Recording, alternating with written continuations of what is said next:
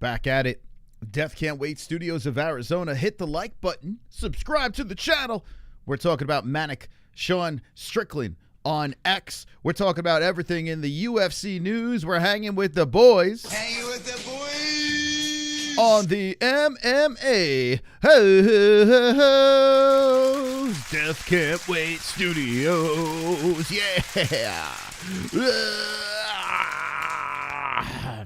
Wonderful. Welcome back to the show. The championship belt behind me over here. We're going to be discussing the Sean Strickland situation on X. This guy has been going after everybody. He's been attacking all different fighters, all shapes and sizes. Ever since this guy got his belt back, he has been on the hunt for some controversy, storming into the UFC Freedom 250 card. This guy's all over the place, going down the cop slide. He's just frantic. He's out of control, and we're going to get to it in a second. How's everyone doing in the chat? Hopefully everyone is wonderful. Let's get cozy over here. By the way, I added a yeah, you know what? Let me try it. Let me try it out for the first time here. Hold on.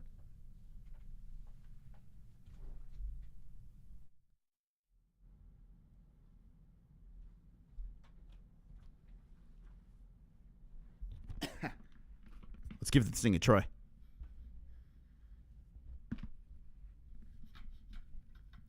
Let's give this a try. For the first time in MMA-Holes history, we have the stand-up cam back. It's not the... Whoa! Jesus, that's not it! What? I hit the... What? That's... Oh, jeez. Oh, my God. That's crazy. I was, like, floating. Huh? Where... Yeah.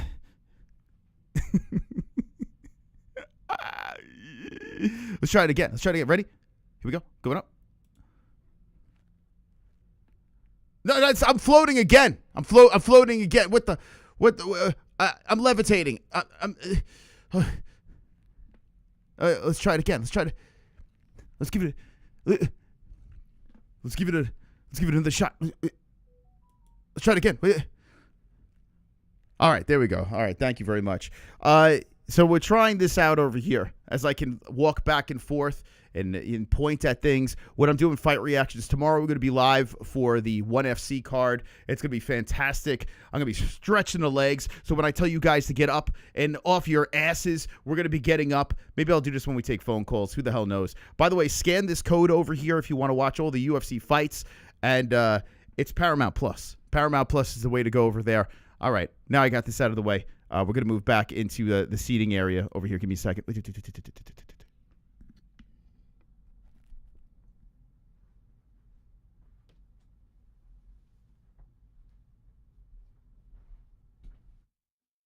Okay. All right, good. You're saying the audio is shot? What do you mean the audio is shot? What does it sound like? We'll do testing over here. I should test this tomorrow when we're doing the 1FC. Yeah, the audio is fine. What the hell? Bam Chronicles, you okay, man? You okay? You need a hearing test? What's going on over here? It's a different mic. Maybe that's why it sounded different. Anyway, I think your ears are shot. Wonderful. All right, let's get into it, guys. How's everyone doing? What'd you guys eat for breakfast today? What'd you eat for lunch? What did you eat for dinner? I had today. I had some eggs in the morning. Jesse made some casserole for lunch. I didn't have dinner yet. These stories, going to drop down over here for you. Get you guys fired up for the stories because I know you guys are on the edge of your seat. So let's do that real quick over here. There we go. Okay. All right. So always something going on in the world of mixed martial arts, combat sports. Always something to talk about. Always some sort of manic episodes. Yeah, casserole, right? When was the last time you guys... Every time I hear casserole, I think of being like a kid. Tuna casserole. You guys like casserole? You guys eat that? I don't know. My kids don't like it. I remember as a kid, I wasn't really into that kind of stuff.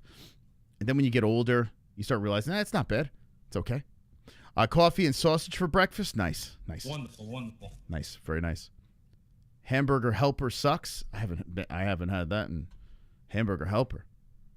Man, you took me back to the 80s.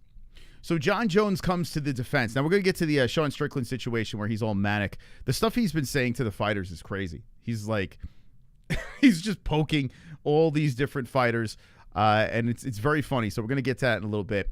But we're going to kick this off. If you didn't see the last stream that we had with Dustin Poirier, he went off on the security, the TSA at the airport. He did a little bit of the... A black man can't drink? And speaking of that guy in that soundbite, he came to his defense. Jon Jones commenting on the situation. And if anyone should comment on something like this, we need a black man that gets in trouble, right?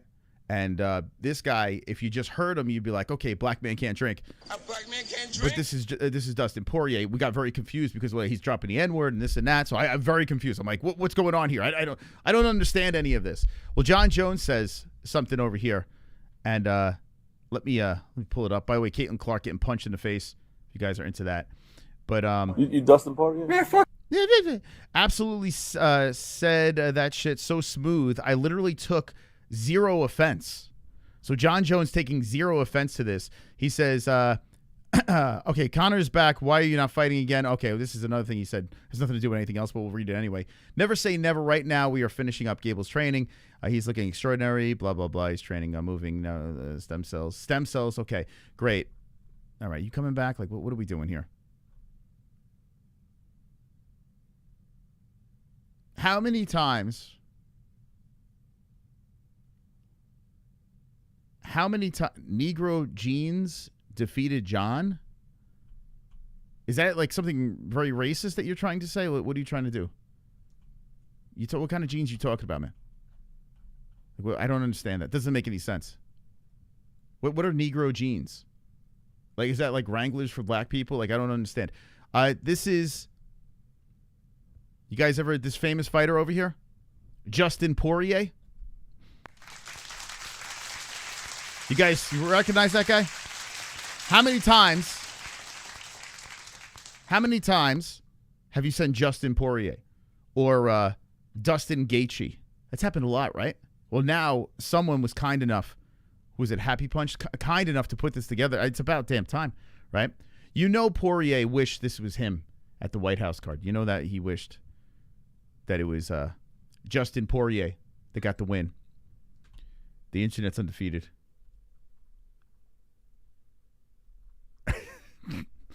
We're just trying to get to the quote. Here it is. Because it's going to be bad. Oh, yeah, it's going to be bad. Okay.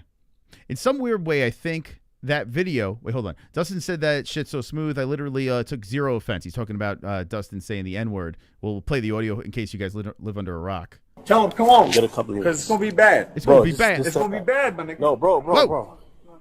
Tell him, come on. It's going to be bad, man. It's going to be bad. It's going to be...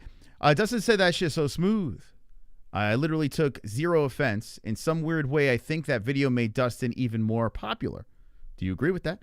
We've all done stupid shit while drunk. Not like you, Johnny Bones, you know what I'm saying? A black man can't drink? And almost makes him more relatable.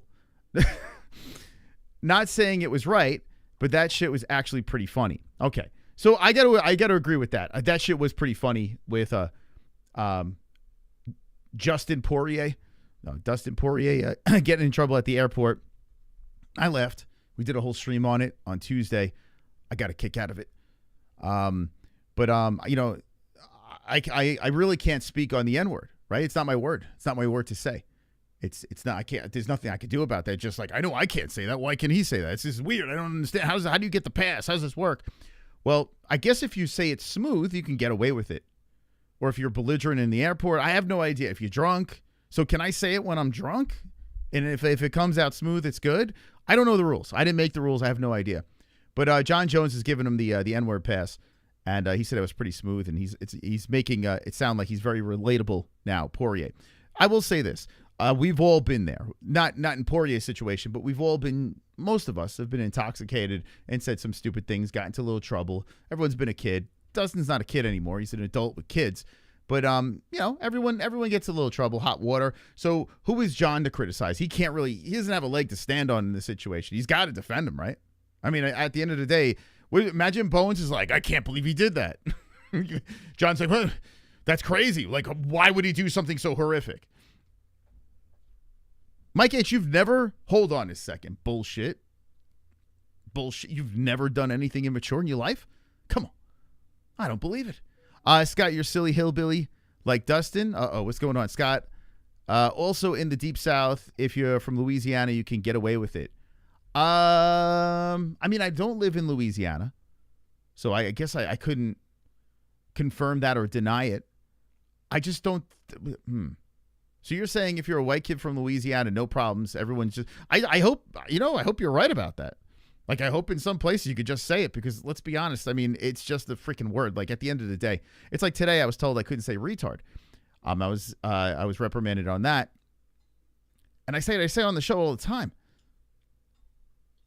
And since I may actually be a little retarded, I think I should get away. I should get a pass. No, I think I got the R pass. I don't know, because there's some things I say. Sometimes I listen back to some of these streams. I'm like, there's something wrong with me. I think I could be on, a little off. So I could say that. So I guess that's why I could say retard. But what if I was black and I was slow? Could I say both words? Like, how does that? I don't know. I don't know the rules. I don't know the rules. I don't know what the rules are. Bro, just I was thinking about this today too. And we're gonna get to the Strickland thing. If you're a black guy with a white wife, and then have like half black, half white kids, are your kids allowed to say the N-word?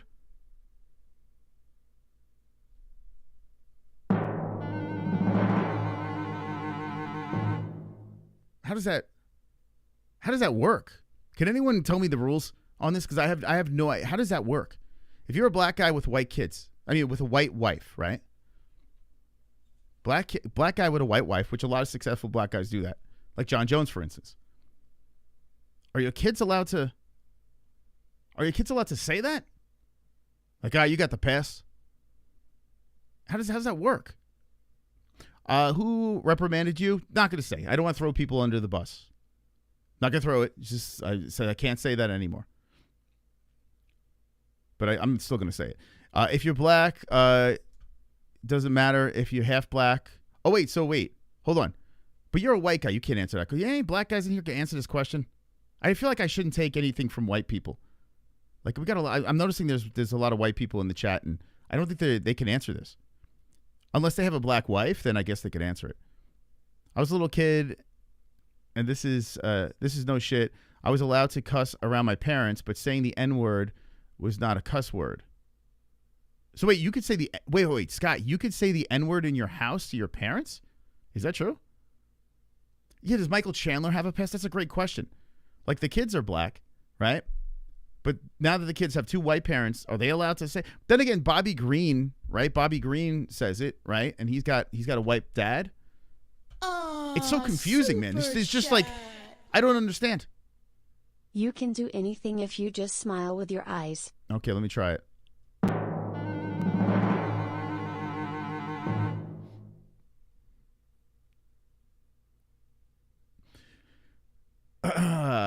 I got the M-Pass once from a dear friend. Maybe I can send my pass to Dustin. Sell my pass to Dustin. Maybe. I got the pass once, but the person that gave it to me took it away. I think that's kind of messed up. Anyway, so John's he's happy with Dustin. Wanted to write and tell my N-word Dustin Poirier. Oh, he's the one that called him Oh my God, dude. John is drunk again. He actually called him Dustin Poirier. Oh my God. So is he really your N?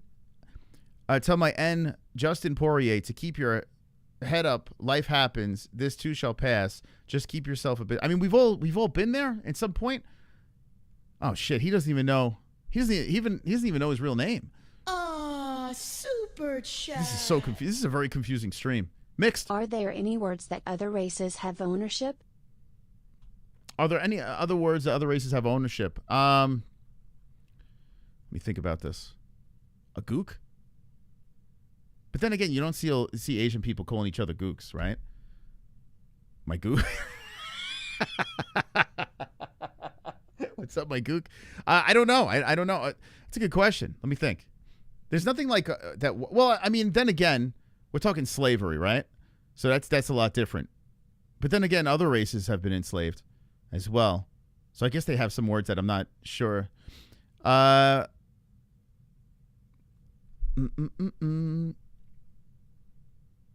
You think that word is kind of funny, but some people don't find it funny. So you got to be very careful. You got to tread lightly with that word. Like if you slip it in real quick and you move on, you can get away with it. But if you keep running with that word, you can get into a lot of trouble.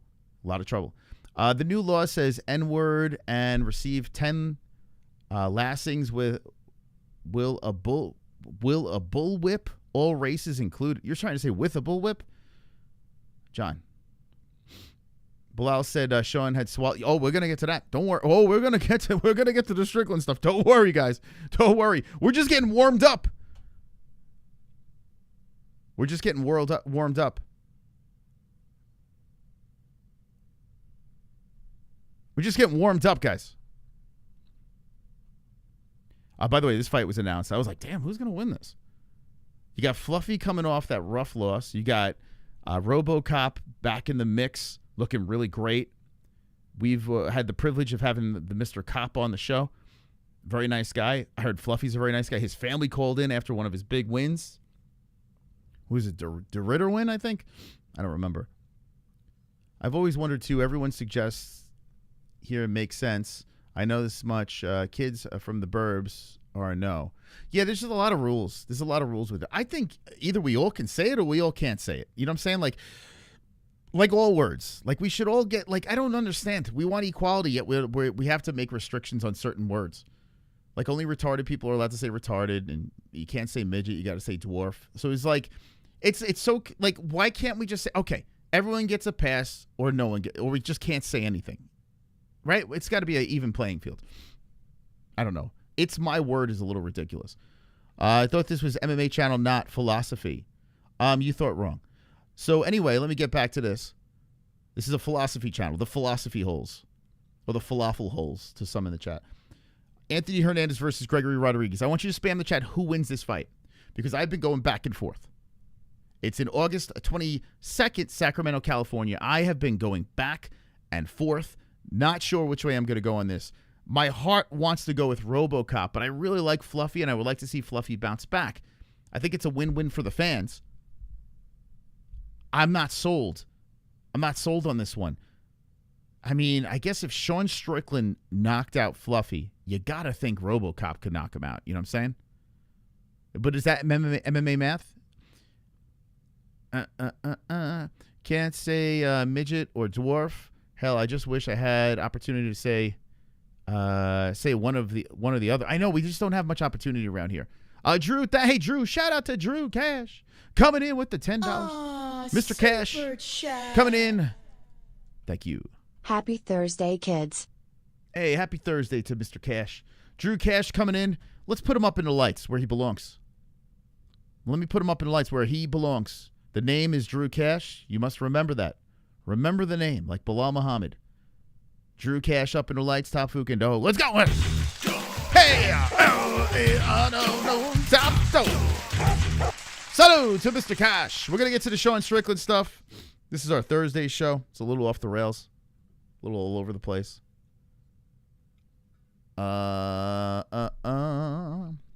Jamie, respect to you, bro. I heard you say all the words that we're not supposed to say. I do that as well, man. I don't care because it's not like I'm saying it about somebody so we can say it and joke. Yeah.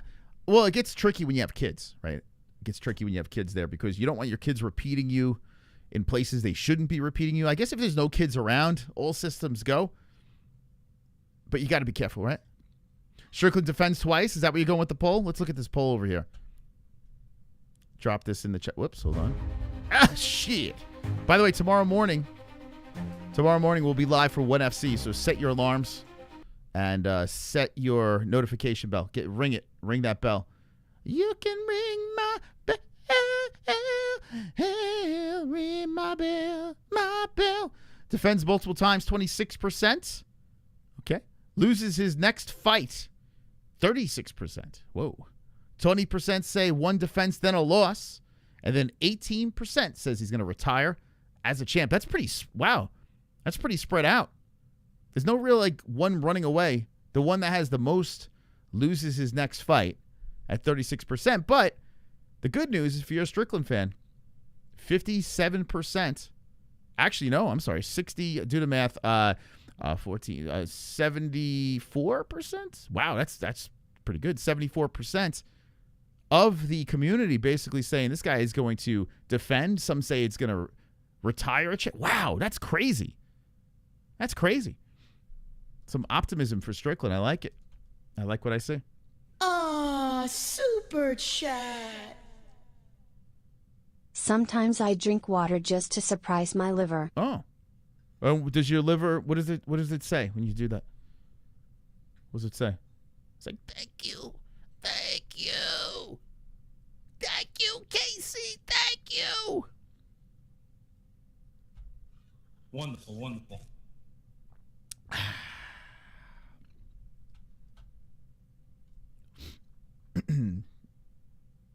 All right, so we got to that. How about Chael Sonnen announced today that he is running for president in 2028. Wow. No one's voting for you. What? I mean, granted, most of these politicians, they're insufferable, and I can't stand any of them. But Chael Sonnen running? What? Who's going to fund this? Turkey al-Sheikh? Chael Sonnen, the bad guy. Could you imagine? All right, everybody. The State of the Union. Ridge Wallet. Chael Sonnen. Could you imagine what kind of shit? I mean, I guess it can't get any worse, right? Chael Sonnen squeaking into the microphone. Could you imagine that? Can we just get a normal human being? Is that too much to ask? Can we get one normal, functional human being that's like, wow, we all like this guy? Chael Sonnen. Could you imagine? I mean, I guess anything's possible, right? We have the apprentice as the president. Why not Chael Sonnen? Anything is possible. I'm waiting for a very important text, by the way. Very important. I'm trying to work on this sponsor. I think you guys would like it. I don't know. I got a weird DM. I'll tell you the full story if we can lock up this deal. It would help us tremendously.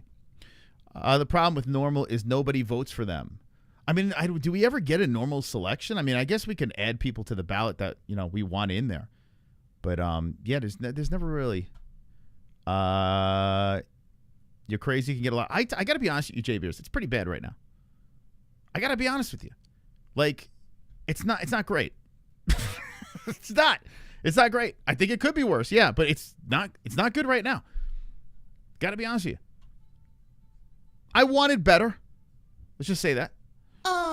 Super not crazy. chat. My wallet says it's not great.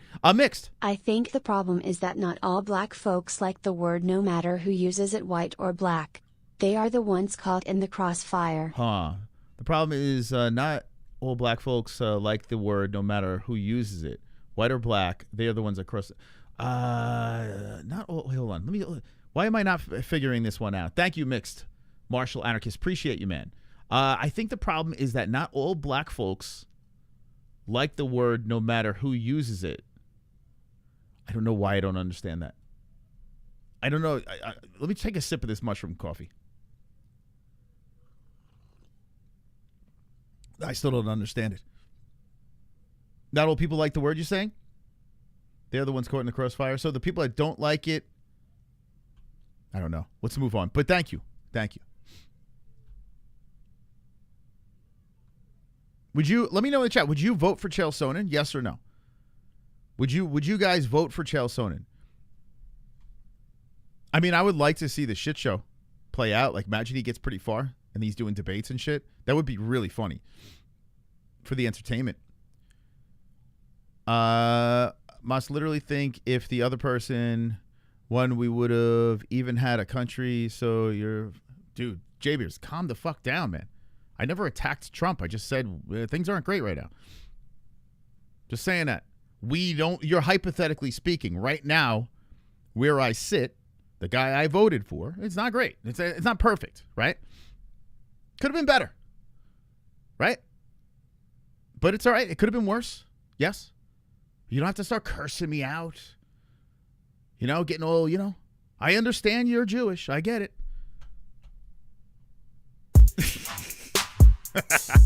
I know where your Wonderful, allegiance is. I wonderful. get it. Optimistically cynical. Sticks and stones may break my bones, but they were also used to lynch black people. Oh. So it's a touchy subject. Wow. Okay. We got to. Can we move on now? Can we move on? Can we move on? we moved on from that topic. We're talking about Chael Sonnen. All right. Let's move out of this. Let's move out of this too. Can't escape it, man. Chael Sonnen's all over the news. Okay. So Daniel Cormier reflecting on P-Head. Dustin Poirier got arrested the other day. I think that showed I try to move on, but we're back in. We're back in it. Don't worry. Keep going. how hard it is for fighters to retire. I interviewed him in New Orleans, and I asked him what's the next, and you could see that he was really struggling with the idea that he was going. You know why Daniel Cormier lost his voice, right? You know why? He was screaming the N-word before this. He was screaming the N-word. That's what someone told me. Poirier got arrested the other day. I think that showed how hard it is for fighters to retire. I interviewed him in New Orleans, and I asked him what's the next, and you could see that he was really struggling with the idea that he was going to retire. I don't know. I've done this since I was 17 years old. I've been fighting. I don't know what that other side is. I don't know what a normal civilian, without the cloud of what should I do? People are getting ready to fight. I know they're getting better. How far am I away from weight? You know, it's just a cloud that hovers over me. I don't know what it's going to feel like. I'm scared. It'll be nice, Dean. I'm scared. I'm telling you right now, it's nice. It bothered him. If He was scared. He's scared about retiring. Okay, should we just lock up Poirier, put him in a straitjacket until he gets this thing figured out? Like, his family should have like a complete intervention with him. Like, if he was going around and telling everyone, "Hey, I don't know what's gonna happen here, man. If I'm gonna retire, this is crazy. I'm gonna fucking go off the rails, this and that." Then, I mean, there needs to be an intervention. Maybe should we get together? Should we all gather around, show up at the Bayou, say, "Hey, Dustin, we're worried about you, bro. Here, slip into this jacket real quick. Let me tie you up real quick. Let me tie you up." Aw, super chat. J-Beers. I do think when Gaethje won at the White House, it killed Dustin inside. Super upset, I'm sure. 100%. Yeah, 100%. Thank you, J-Beers. Appreciate that, man. 100%. There's not a doubt in my mind that was the, okay, I am going to drown my sorrows. Which, if that is the case, if our guessing is correct, then he's got to get fucking help, man. He's gotta get help. Am I away from weight? You know, it's just a cloud that hovers over me. I don't know what it's going to feel like. I'm scared. It'll be nice, Dean. I'm scared. I'm telling you right now, it's nice. it bothered him, if you recall. It's nice for DC because he's cage side, right? He went from double champ. He's had his highs, his lows. He cried in the cage. He went through a couple of wives. Like, he tested a couple of things out. Test drove a couple of different cars. Dustin Poirier was in the same car since he was like 16 years old. He's still driving the same 1993 Honda Civic. But, you know, now he's fixed it up a little bit, so it's got a bigger breast. Wonderful, wonderful. Into 2026, the same Honda Civic he's driving. You know? Daniel Cormier is like, I traded it in. Got a whole new family. And he didn't just go to the commentary desk. Daniel Cormier went straight cage side, right, when he retired. It's a different situation. So I would think that Cormier giving advice to Poirier, that pisses Poirier off even more. He's like Poirier should have looked at DC like, Edward, please. You be by the cage side over there. I'm like a whore on the desk in the corner. Edward, please, it don't get any better, son. You got 2 undisputed belts. Like, that's what Poirier should have said to him. You know, it's just a cloud that hovers over me. I don't know what it's going to feel like. I'm scared. It'll be nice, Dean. I'm scared. I'm telling you right now, it's nice. It's not nice. It's not nice. You got everything you need, DC. You got everything you need, man. Jamie likes wide shoulders. He does. That is true. Thank you, Jamie, for being a member for 25 months. Thank you so much. It bothered him. If you recall, this is a kid that had a tough upbringing, and then this great sport gave him worldwide fame. But now that that's gone, who is he? Is he that kid again? I know he's got a beautiful family, beautiful wife, and 2 children. It's hard to not get lost when you walk away from something that's been so important and that truly becomes your identity. So I think that we should have some empathy. I think that people should be a little bit more careful to judge. He threatened him at the airport, man. Josh Hoke gets on the mic and said a Michelle Obama thing. That's disgusting. He didn't hurt anybody. Just got on the mic and said something that's not true. Or maybe it is. I have no idea. Dustin Poirier was out there trying to swing. He's trying to throw them hands, tug on them shorts. Come on, DC. If you're going to be this kind of guy, you got to be consistent. You got to cry about everything. It's ridiculous, man. Now hold a job for 25 months, asshole. Now hold a job for 25 months, asshole. Who are you talking to there? Poirier? Dustin Poirier, it's easy to be a part of a mob and it's easy to pile on.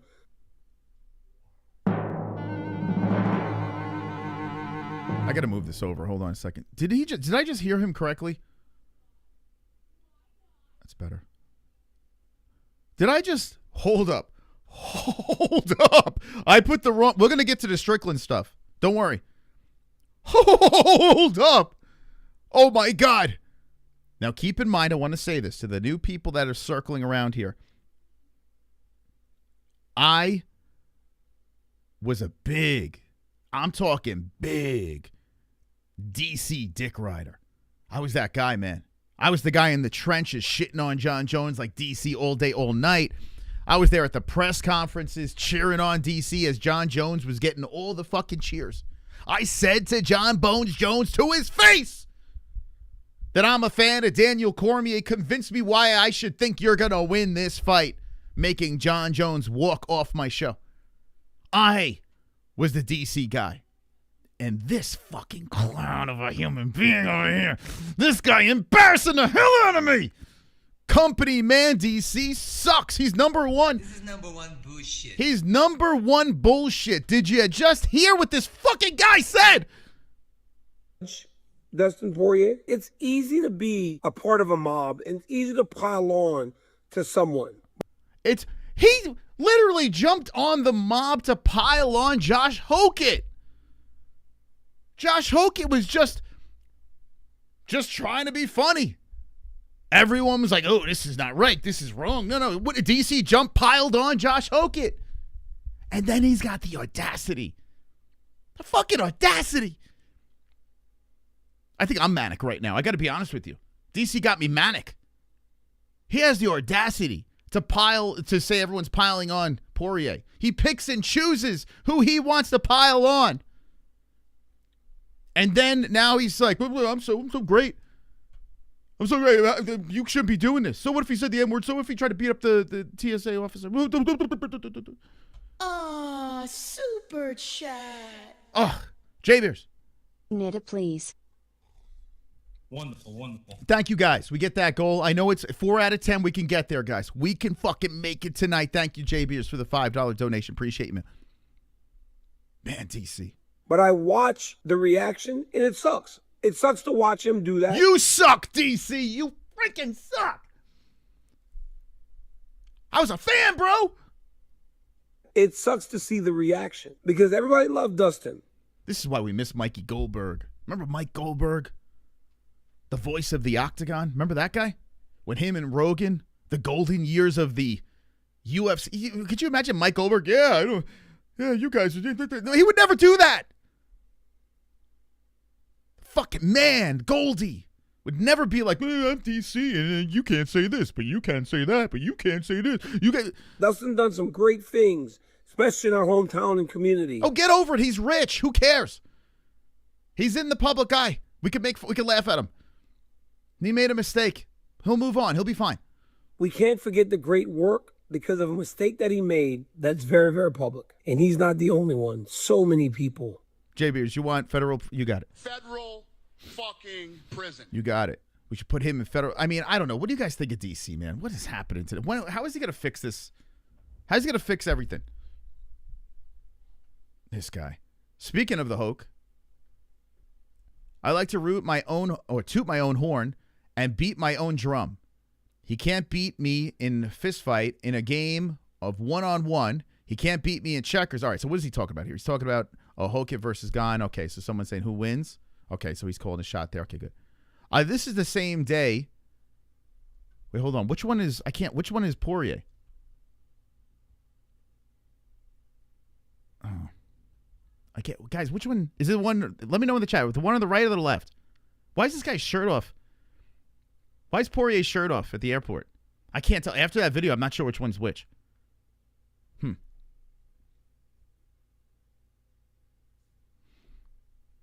Which left or which one's Poirier?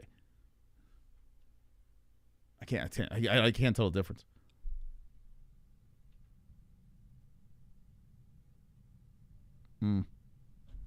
Wonderful. I didn't think the stream was gonna be so confusing. What's this? Dustin Poirier. Look at this.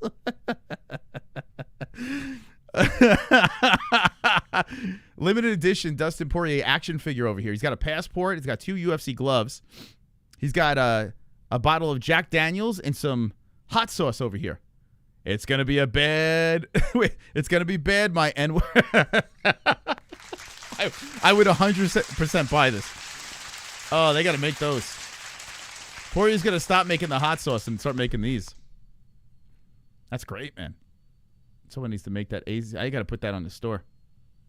But we got, speaking of the store, you go on over to the store. We got the mugshots over here. Check it out. 3 very famous people. We got Dustin Poirier over here, his mugshot on a mug. We got Conor McGregor's mugshot on the mug, and Mystic Moss mugshot on the mug. There it is. MMA-Holes.tv. Go check it out for yourself. MMA-Holes.tv. Go get yourself some mugs. I gotta order mine. Fade away. Yeah, everyone's going nuts over this Caitlin Clark thing. She got beat up on the court. I don't really care, to be honest. Alex Pereira is in London with his sons. Let's see how he looks. Let's take a look. Hudson. Oh, he's looking better. He looks sad, though, right? He looks like a guy that has been cried about. Is this guy carrying a piece? I think one of his kids is carrying a gun in London. There he is. Who's the mom of those kids? I was thinking about this the other day. It's not that crazy lady, right? There's that one crazy lady that they had a tough breakup. I don't think it was her. Does anyone know who the hell the mom of his kids are? It's so weird. We talk about Alex being single, running around doing this and that. Who the hell's the mom? I'm buying the DP mug for my Yeah, you better get it for your Kool-Aid, man. Don't fucking tease me. I think CTE is pretty understood. Constant inflammation to the brain, not ideal. Yeah, so I think, you know what? I think you're right, because Jon Jones brought something up that's kind of interesting. Little segue. Just okay, hold on. Jon Jones brought something up, and I want to know if this is insulting. John, come on. Get a couple of Because it's going to be bad. Bro, just It's going to be bad, my nigga. No, bro. Johnny Meat put out a post. He was kind of responding to a bunch of people on X an hour ago. He does this every once in a while. He just goes on these benders. I'm looking for the one where he said, okay, I think this is it. Here's a question over here. He says it's like PTSD, basically, like he relates it to military people becoming civilians, which I don't know if that's insulting to military people, but okay, so this says, do you have more respect for Dustin after this like I do, okay? And he says, I mean, no, but I do respect the fact, hold on, there's a whole bunch here. Oh, okay. I do respect the fact that he's being honest about his mental state. I swear in some weird way, retiring from the UFC almost feels like retiring from the military or something. There's so many similarities. I have conversations with my special forces buddies about this type of stuff all the time. It's a huge change, or at least it can be. I kind of understand what he's saying here, right? Because I know a lot of people that have retired and then they just get thrown into the real world, military guys that are thrown, and there's a bunch of them that are not the same. Like, if they're having a lot of issues just basically being a civilian again. And now amplify that by, whoa, what does this guy say? Civilian, it is retarded when military people say it too. Oh my God, Luke, dude, what are you kidding me, bro? Yeah, we're civilians, bro. That's what we are, man. Luke, what are you saying? Imagine you would get slapped upside the head if you said that to a military person. Like, think about that. We are civilians. Once you're serving and you're going out there, you go through a boot camp, you're getting your shit pushed in by your bosses, and you're running around seeing the craziest shit. Some people get an easier ride than others. But a lot of people that I know, they come back, dude, they come back fucked up. I know a guy that came back from the Navy that, dude, he tried to kill himself, man. He shot himself in the face, tried to swerve off the road.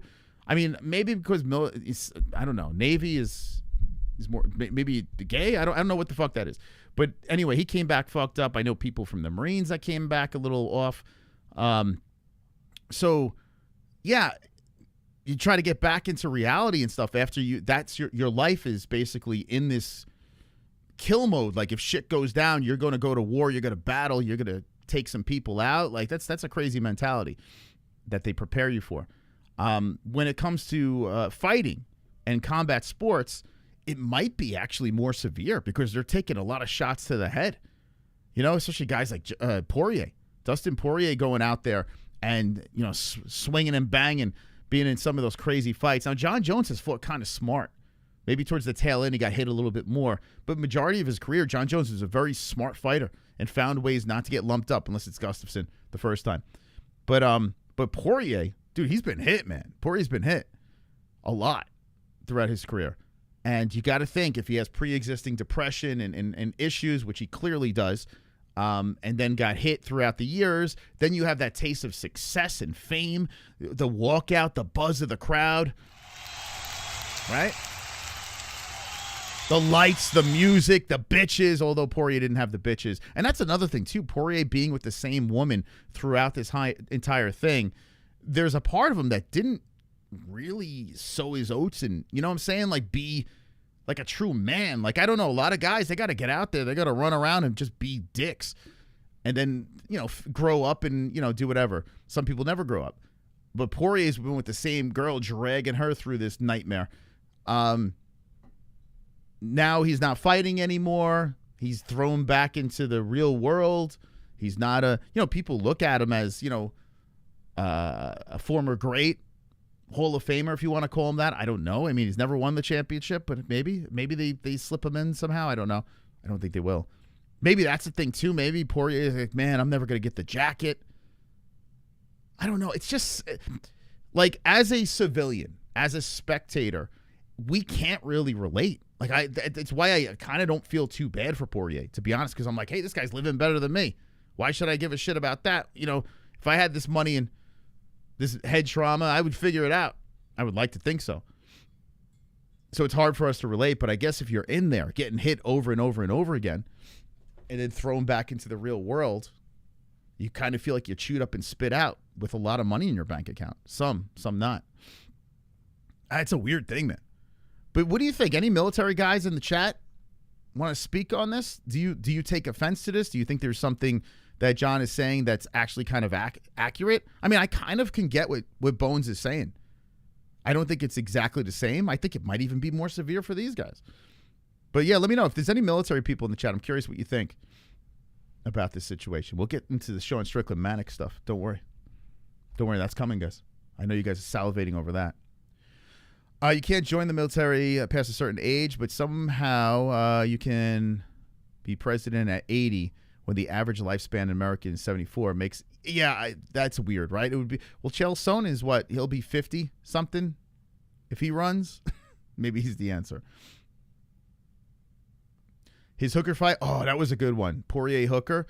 That might be how they get, it might be a pity throw in, right? Yeah, because Poirier Hooker was a banger. You think that was his best one? Man, he's been in such good fights. It's crazy, man. Gaethje and Eddie Alvarez.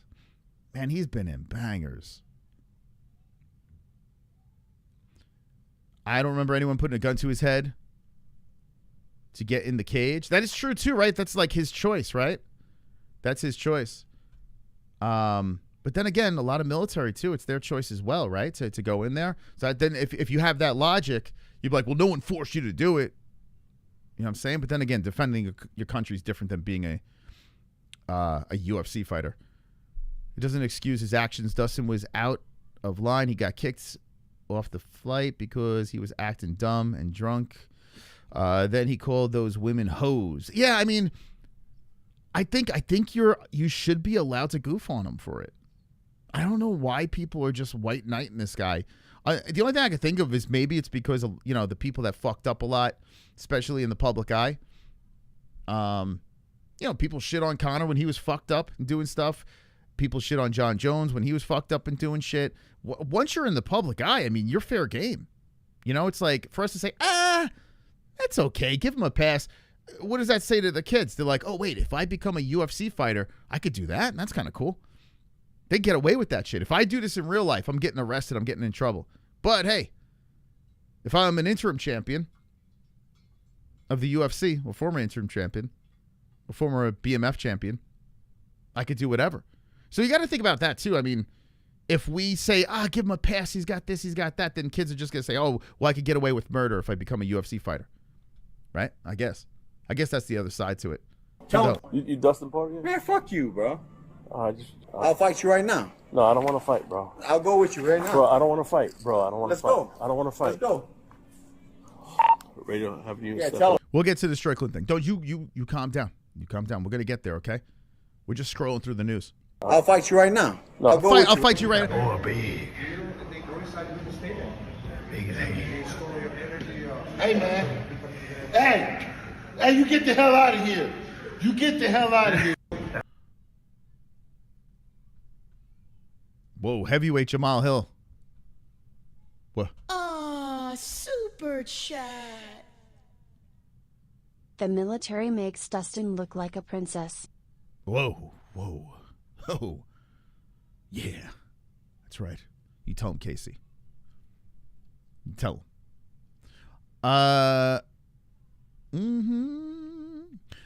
Perry can't even beat that pole, brother. He was refused to board. That's why he's mad. He was refused to board. Because he was a belligerent idiot. It's not like they looked at him and be like, "Oh man, you're Dustin Poirier. You're not allowed to get on the plane." He's acting like a fucking idiot. That's why they had to get him off. He was too drunk. He was probably stumbling all over the place and knocking into people, maybe saying stupid shit. I don't know what the exact reasoning is, but I mean, you don't just get kicked off a plane for being normal. That doesn't happen.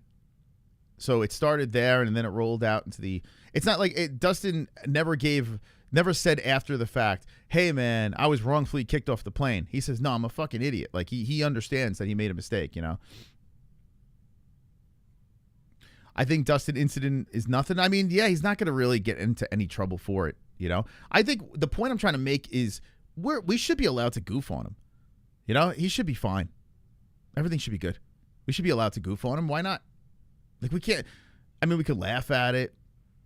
You know, it's a silly situation and move on. But boy, oh boy, did it catch some traction, man. Like, I'm just trying to talk about this Sean Strickland nonsense, and I can't escape. I can't escape the Poirier. I can't escape it wherever I go. It just follows me. It follows me around. Man, fuck you. The fuck was that? Holy AI music. Let's move on.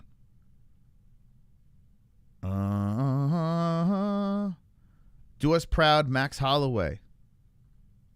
Where is that at? Sign spotted in Northern Ireland. Wow, look at this. They're revolting against McGregor in Ireland. They don't want him over there. Here's McGregor's response. Дорогие касатики, король вернулся, Москвой. Я иду за тобой 11 июля.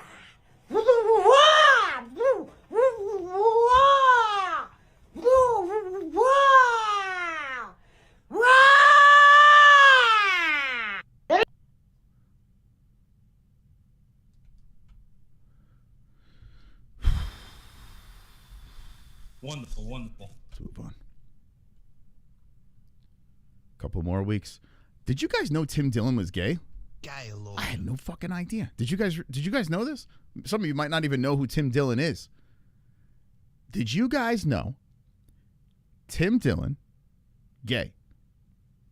Gay, Lord. He was on Joe Rogan. Apparently he's gay. No idea. Not like it matters. No clue. No, I guess, I don't really listen to his podcast or anything like that. I know of him because of Rogan. Tim Dillon, yeah, I saw there was some stand-up. I never really sat through the whole thing. He's gay, guys. You had no idea, right, Vince? Okay, I was, there's one person. He's open about it. See, I'm not a Tim Dillon fan, but I saw this clip. I was like, what is, wait, this guy's gay? He doesn't check the gay boxes. You were a DJ in gay bars in New York City and you didn't know? Is that supposed to be funny? Like, I don't understand. I mean, if the money was right, I would DJ in gay bars, of course, but I did not. Is that supposed to be a joke? Like, I don't have right over the head. He's got AIDS also. You know, I'm not a fan, but wow, how do I not know this? This guy's a gaylord. Okay. What was he? I don't even know what he's talking about here. I just saw he was gay. I was like, what the fuck? He's gay?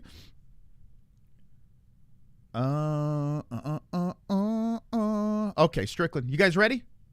It only took us 50 minutes to get here, but we're here. We always reach our destination.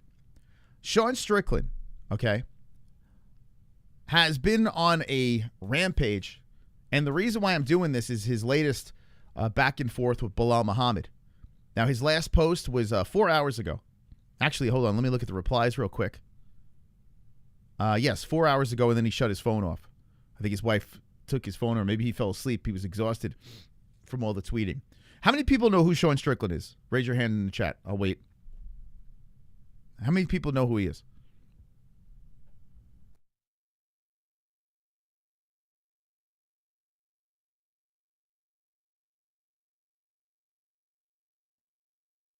It'd be funny if I just turned the stream off right there.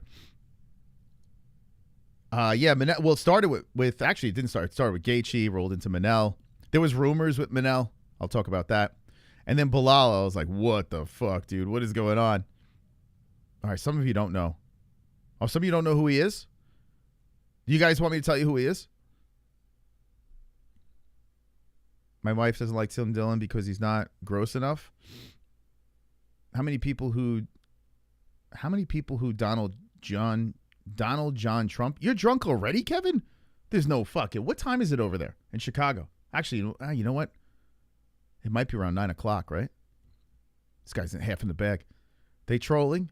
These guys clearly don't know who he is.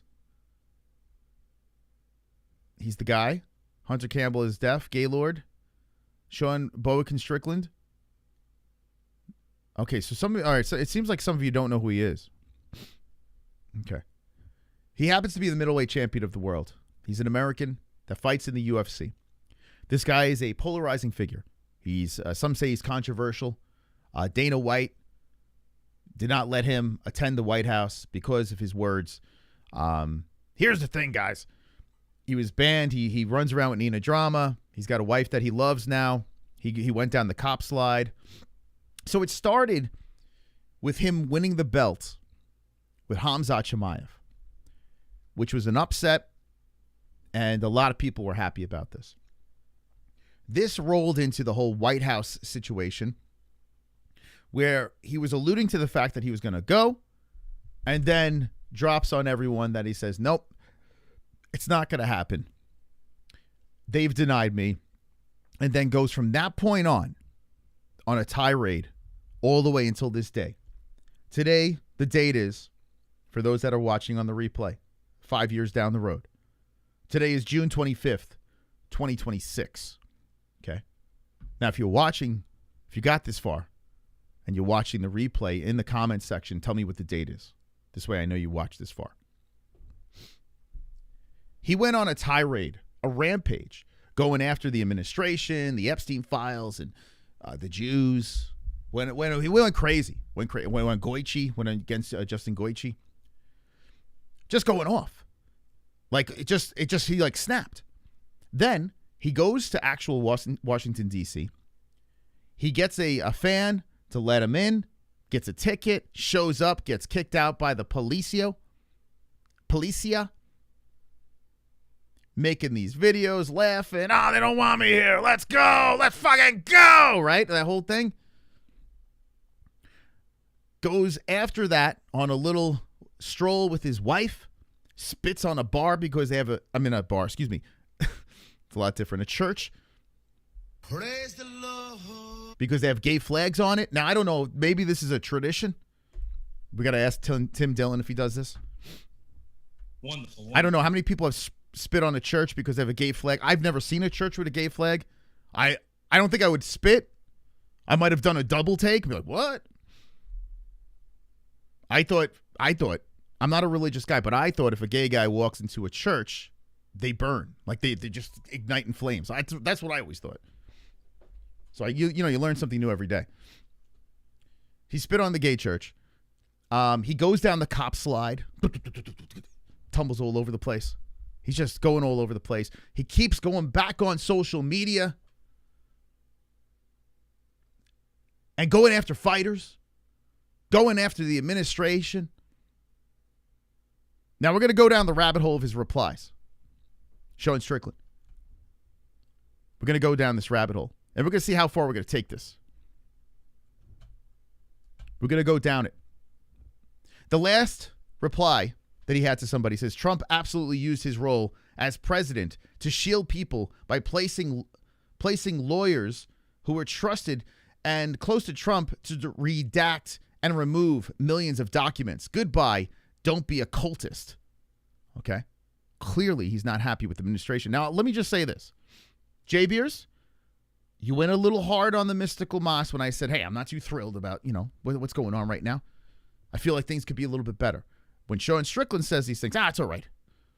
He's the middleweight champion of the world. Sean Strickland proceeds to go pretty hard on what's going on in the world. So I just don't understand, why do I get here where I'm like, hey, man, gas a little expensive. Oh, you're an asshole. This administration is great. Sean Strickland says this. JB's like, I didn't hear it. I didn't hear a damn thing. Just explain. Why do I get the heat? Because you want to look tough in the chat? And Sean Strickland gets a pass. So he's going back and forth over here. The fact that 3 million files still hidden and massively redacted should tell you they are all guilty. He's going back and forth to these people. No, I'd imagine Epstein file first, sweetheart deal. Okay, so he's going back and forth with these fucking people out here. He's asking Grok things. Hey, Grok, using common sense, why would you appoint your personal lawyer to handle the files, release, and heavily redacted pages? What did Grok say? Let's see. Common sense, presidents appoint trusted allies. Did he respond to this? He didn't even respond to this.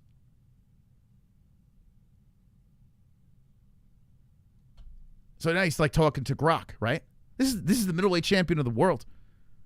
Shouldn't he be like running around with his wife, riding motorcycles, with the belt over his shoulders, shooting some guns in the desert? He's going on and on. He's not happy. Meanwhile, when Trump was running, he was all over that shit. Now his ship has sailed. He wasn't invited to the White House card. He's now. If this guy was invited to the White House card, these tweets wouldn't even happen. But now he's on a rampage. Americans, you really think our government planned this horrible thing? There are official documents describing plans to do all of these things. Yes, Israel knew about October 7th. Epstein was a government agent. Israel, U.S. killed JFK, false flags. All of it compromised. He's going back and forth with these people. Arguing. After October 7th, Israel goes full send. Get your hostages back. Sean Strickland hates Muslims, in quotes. Israel killing kids. We need to get a AIPAC out of America. I don't support this, in quotes. Sean Strickland hates Jews. You all make me laugh. Gun to my head. If someone said, did Israel know about October 7th? Absolutely. We're talking about the version of pagers in the Middle East. Talking about the version of pagers in the middle. I don't know what he's saying. Oh, Verizon? He I don't know. He had a typo. Going back and forth. Uh-oh. Oh, you ready for this? It's the reason why I brought this up. So it's like, what are we doing, Sean? What's happening? We're going to see Jubir's read the Torah on his channel when he makes it. Is that true? You're currently clueless. You're drunk, Kevin. This is above your pay grade. See, that's what I'm saying, Kevin. You're drunk right now. Before, I saw your comments in the chat. You're intoxicated. You need to put the bottle down. You need to repent. Get on your knees and pray to the Lord and Savior Jesus Christ and say, get me off this sauce. Manel Kape deserves a title shot next. Uh-oh. So Belal Muhammad puts this video out, okay? Now, I will say, there's a part of me that doesn't want to go off on Belal Muhammad. I might be a little biased, but he follows us on X, right? So if the former champion follows us on X, I try to say, okay, well, you know. Let's just try to avoid situations where we can make fun of Belal Muhammad. Let's try to dodge it just dodge it like a plague. He puts this video up saying he broke down UFC Baku. Now, I got to be honest with you. MMA YouTube is already oversaturated right now. It's already super saturated with MMA content creators. Gurus, prediction this, prediction that. It's fucking nuts. But now we got all of these fighters making their YouTube channels. All right, JBers, I get it. They scored. Who the hell scored? USA? Okay, good. Congratulations. The fuck? JBers is like, look at this guy. He doesn't even know. Like, look at this. Pay attention to me. USA scored. Pay attention to me. I put American flags in the chat. It's 1-0.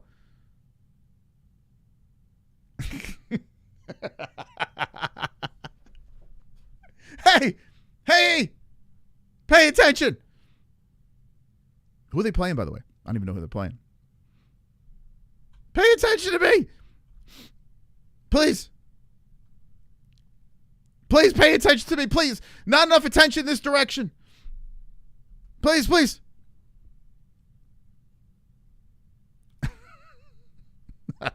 Who are they playing? He's secretly rooting for Israel. You think it's a front? Who are they playing? Turkey? Is Turkey any good? I don't even know if Turkey's good.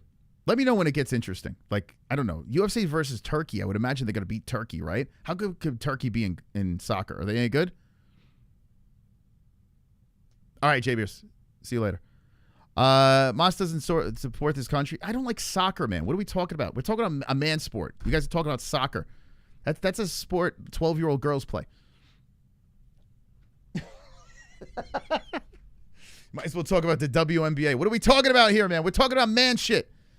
We're talking about Belal Muhammad. Turkey's 0-3. See, what are we getting excited about? They're fucking 0-3. Oh my God. Yeah, let me be stuck to the TV watching USA versus a team that's 0-3. It's a good time. So UFC Baku breakdown. He puts this over here. I got to be honest. Did anyone watch Belal Muhammad's breakdown? Actually, I kind of want to see. Let's see. Easy money, right? Turkey? Easy money. Here's Belal Muhammad's video. Let's see what he's got going on here. What's up, guys? Welcome back to another week. Manel Kape, dominant performance. Well, I mean, it was a finish, beautiful finish by Manuel, landing that cross, dropping him. Does he have tits? What the fuck?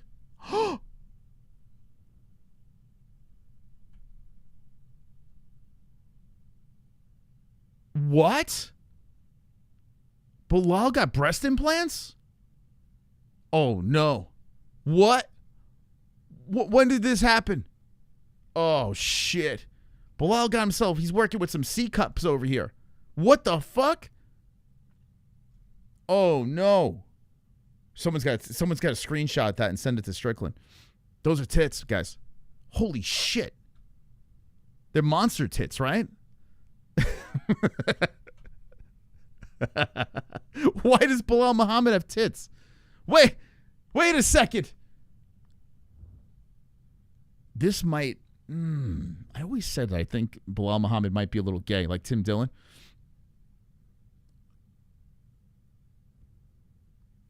Okay.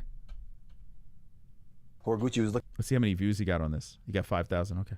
Looking good, especially the first 2 rounds. I felt like his game plan was working, right? He was trying to get the takedowns. He controlled them the second round on the ground. I thought Manel did a smart job of not trying to force anything and just staying controlled on the ground. Oof, it's not good. Jesus Christ, who the fuck watches that? So anyway, Sean Strickland responds. It says 9,000 views. Let's go! He's going to be able to afford a ticket to Palestine soon. Wonderful, wonderful.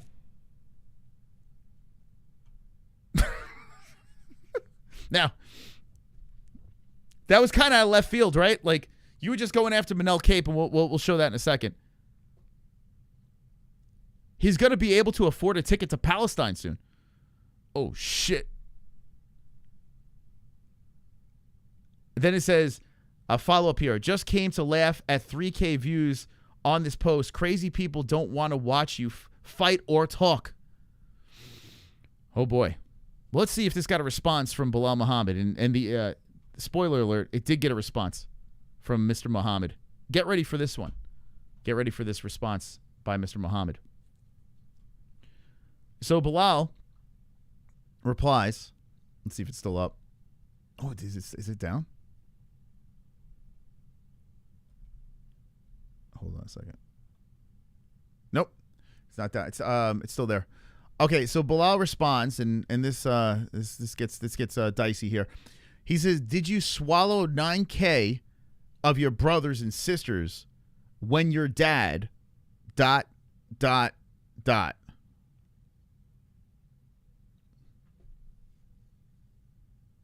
anyone want to tell me in the chat what the fuck does that mean? Because I think I know. I think I have an idea of where he's going with that one.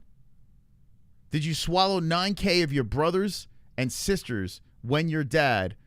What I'm assuming here, what I'm assuming he's saying is his dad stuck his dick in his mouth?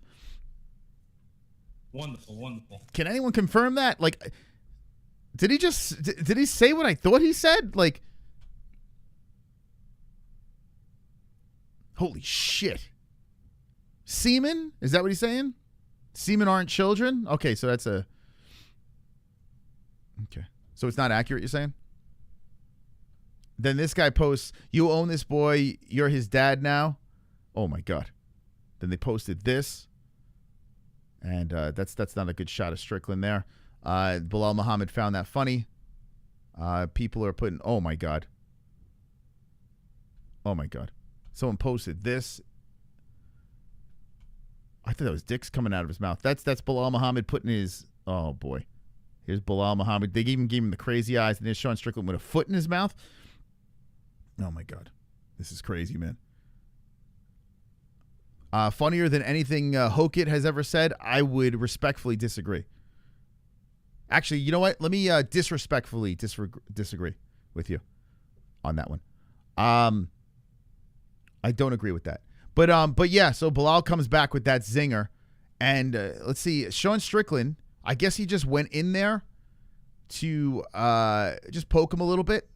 Give him a little poke and then move on. What do you think the reasoning for this is?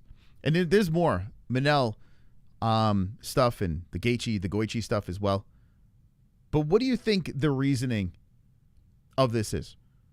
Why do you think Sean Strickland is going out there? This is the middleweight champion. Like, you would think that he's, I don't know, why is he going after these other fighters, especially guys that he's never going to fight, right? Like, it's kind of a waste of time. Like, why not go back and forth with Imavov or maybe Hamzat again, stir that up a little bit? Some of these other guys. Paulo Costa. I don't fucking know. Actually, Costa moved up. But why not? Like, isn't it a waste of time? Like, why is Sean attacking a washed-up welterweight, a fucking flyweight, and we'll move on. Like, I'm just trying to figure out. Now, it is funny. Banter is funny. But it's just weird. Like, if they can't fight, it's like blue balls. It's a little strange. Let me know in the chat what you think about that. I'm a little confused. Let's see. Then someone asked him, okay, when is the Man Dance podcast coming back? Which is interesting. Sean Strickland responds, I need to get Kurt back. I'm going to pull up with a van that says free white women and tofu and kidnap him. Wonderful, wonderful.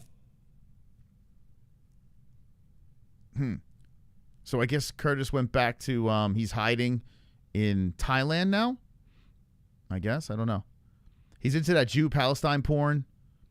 Say it with me, Mas. He's an asshole. Okay, so you're saying because he's just an asshole? Okay. Maybe he caught wind of Belal moving up in weight? You think he's... Oh, man. Is Belal... Well, I mean, Belal does have titties now. He's got those big fucking breasts. Everyone loves an asshole. 1-1. Oh, my God. Did Turkey tie it up? It's not going to last. Sean wants all the attention like Jay Beers wants in the chat. The thing is, when you call him out, he starts fucking raging. But yeah, he does like attention. USA scored? Okay, good. Is it that much of a big deal? I mean, I guess it's the World Cup, but I mean, I don't know. It's like over my head. Like if they're playing Turkey, like it doesn't mean anything to me. Belal just an easy target. Yeah, maybe. It seems a little too easy, no? It seems a little too easy. Let's see.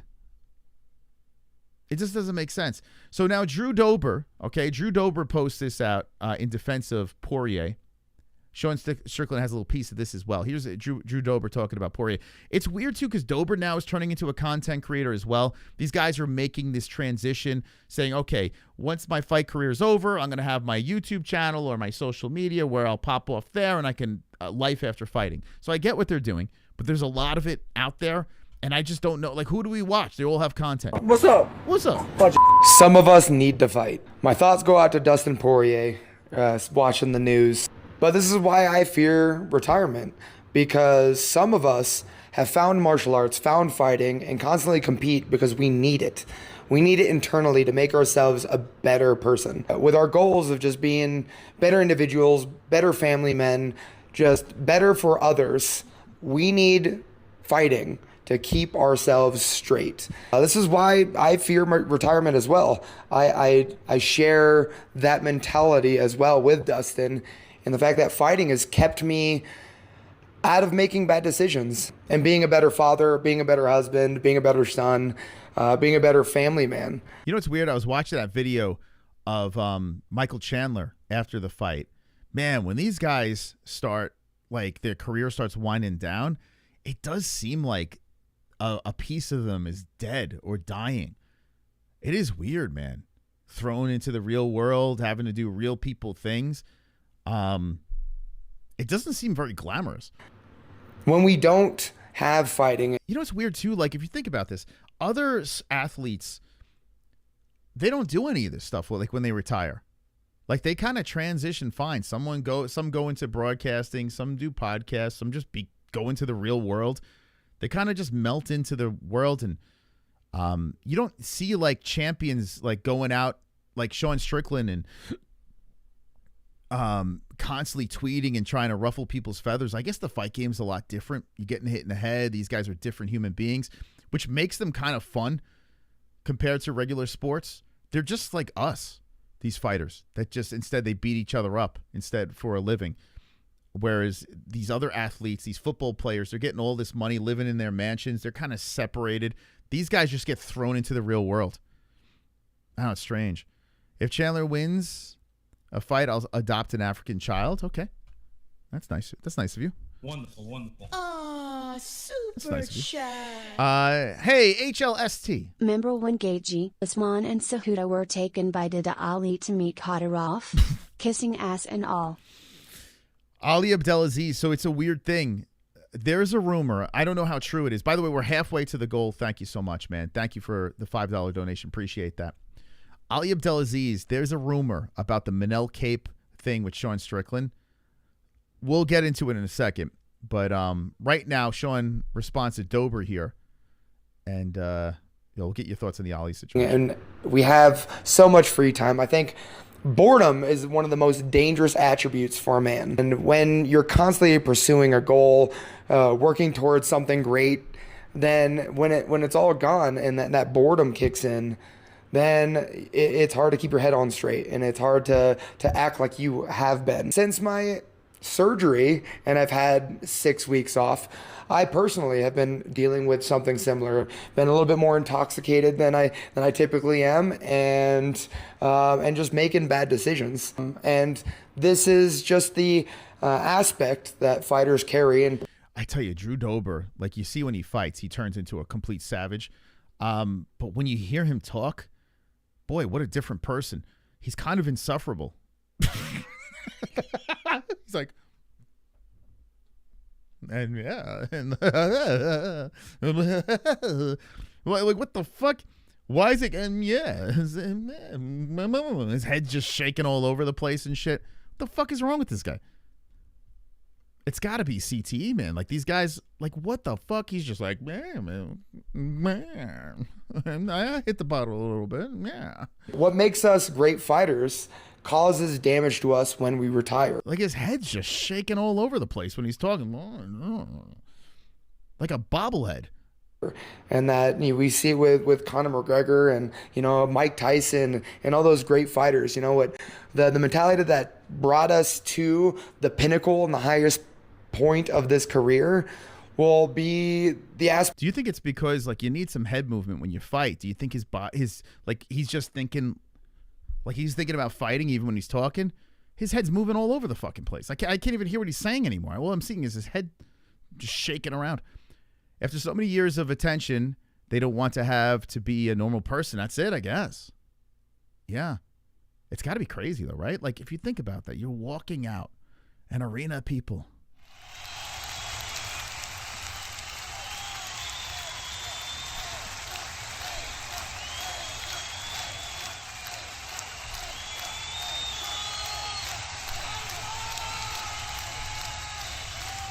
And then silence. No one gives a shit about you anymore. It's got to be crazy, man. It doesn't seem like there's a happy ending to this shit. Conor McGregor's got all the money in the world, and this guy's got to fight in a couple of weeks.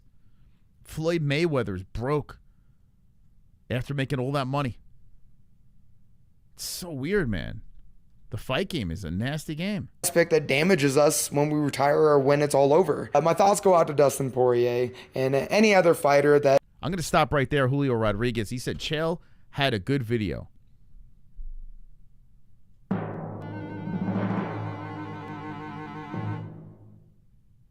Well, that's fake. Never seen one of them. A good video. I'm not even going to continue reading that. I got to stop right there. That's how I know you must be intoxicated or something. Chael had a good video. Never seen one of those. It's usually, let's beat around the bush, never get to the point, and then he signs off. So I stopped watching him about 10 years ago. That, finds himself in this position of boredom and not finding something to work towards. I hope that when it's all over for me, I have you guys and I have these videos and social media and coaching and broadcasting to keep my head on straight so I can keep on improving, be a good person. And so he's going to go off the rails. It's just a matter of time before he says the N-word. Sean Strickland responds to him. He says, just don't drink. It's that easy. So that's Sean's response to Drew Dober over there. Just don't drink. It's that easy. We're going to get to the Manel Kape thing here in a second. If it was that easy, people wouldn't drink, What's interesting about Sean Strickland is he doesn't do any of that stuff. He doesn't drink, doesn't do drugs. He's pretty straight edge. He's all straight edge, right? He sips on whatever the hell he's got in his... He's always got a cup in his hand, so I don't know what the hell he's drinking. But clearly it's not alcohol because he just runs around saying, I'm not drunk. This is all au naturel. Which, it's weird because Sean Strickland seems like he's constantly drunk.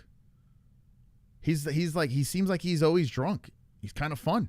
He's like the fun drunk guy. Let's go, baby. Like he's just, let's say this. Fuck the gays. Epstein files. You know, like he's just, this one's a terrorist. Like he just seems like he's constantly drunk. Is it Mountain Dew? Is that what he's hopped up on? A lot of people love the Dew. Sean has issues and doesn't drink. Isn't that weird? Like Sean is completely sober. Sober. Is it Mountain Dew that he's drinking? Manel Kape, here it comes. Okay. So Manel Kape. Oh boy. Oh boy, oh boy, oh boy. This just goes on. Manel doesn't stop too. Let's see. So I think this is the first one here.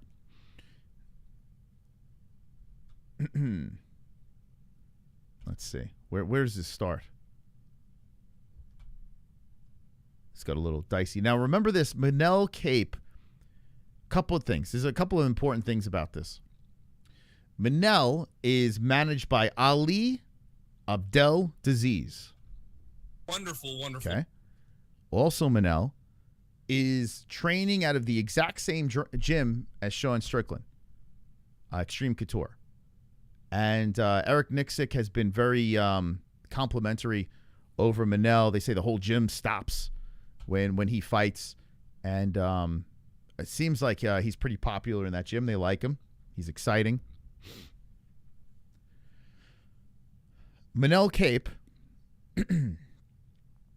is going back with Sean Strickland. And the rumor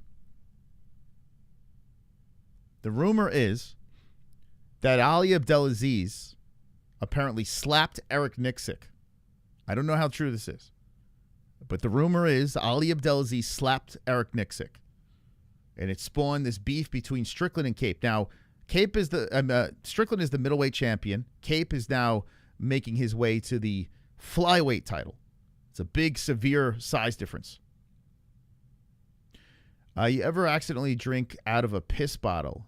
I drank, the most disgusting thing I've drank was out of my friend's mom's cigarette bottle. She had a bottle of water in the car that she put all her cigarettes in.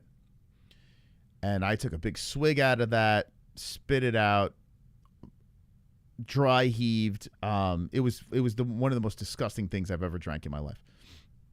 Fucking gross. I'm parched.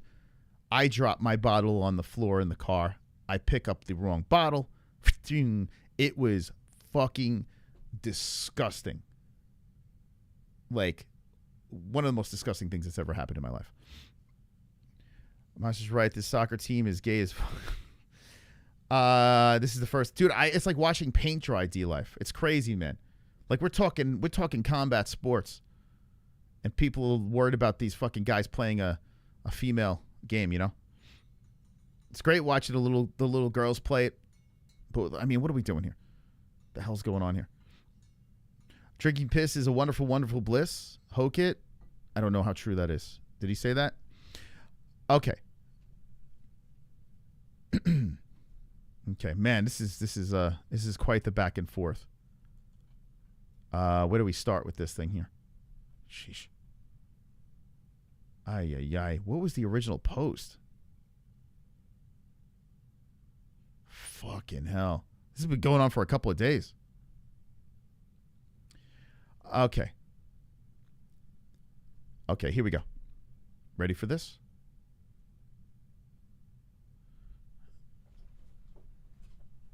Okay. Manel Kape. Sean, it's funny how tough you act online when you're quiet face to face. You have had the chance to say all that to him in person, but you said nothing. Next time, keep my friend's name out of your mouth, bitch, because you know how bitch you are, bitch. Okay. I will say this.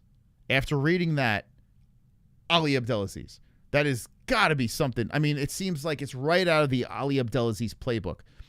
So Sean Strickland responded, okay, so I woke up and chose anger today. 0 regrets. You can still change your mind. He says, no, fuck Ali. The only thing that would make me feel better is if he was standing in front of me so I could say it to his face. So Sean Strickland going after Ali Abdelaziz. or Ali Abdelaziz. I keep on saying it wrong. And Manel responds. Now, Sean comes back to him and says, someone give this little girl a bra. Manel Kape. Estrogen might be a little high today. You cycle wrong, bro. You okay? So now Sean Strickland going after him because of his bitch titties that Manel does have. He does have that. And it's something going on with the Ali Abdelaziz fighters. I don't know what's going on. They're all growing tits. Very, very strange. L Smack Talk, you're not liking it? Yeah, very Ali Abdelaziz like. Okay, there's his bitch titty over here. Yeah, man, Ali probably sucks it after he wins. Now, you got to say, that was actually a pretty funny line. I'm not going to lie. Yeah, man, Ali probably sucks it after he wins.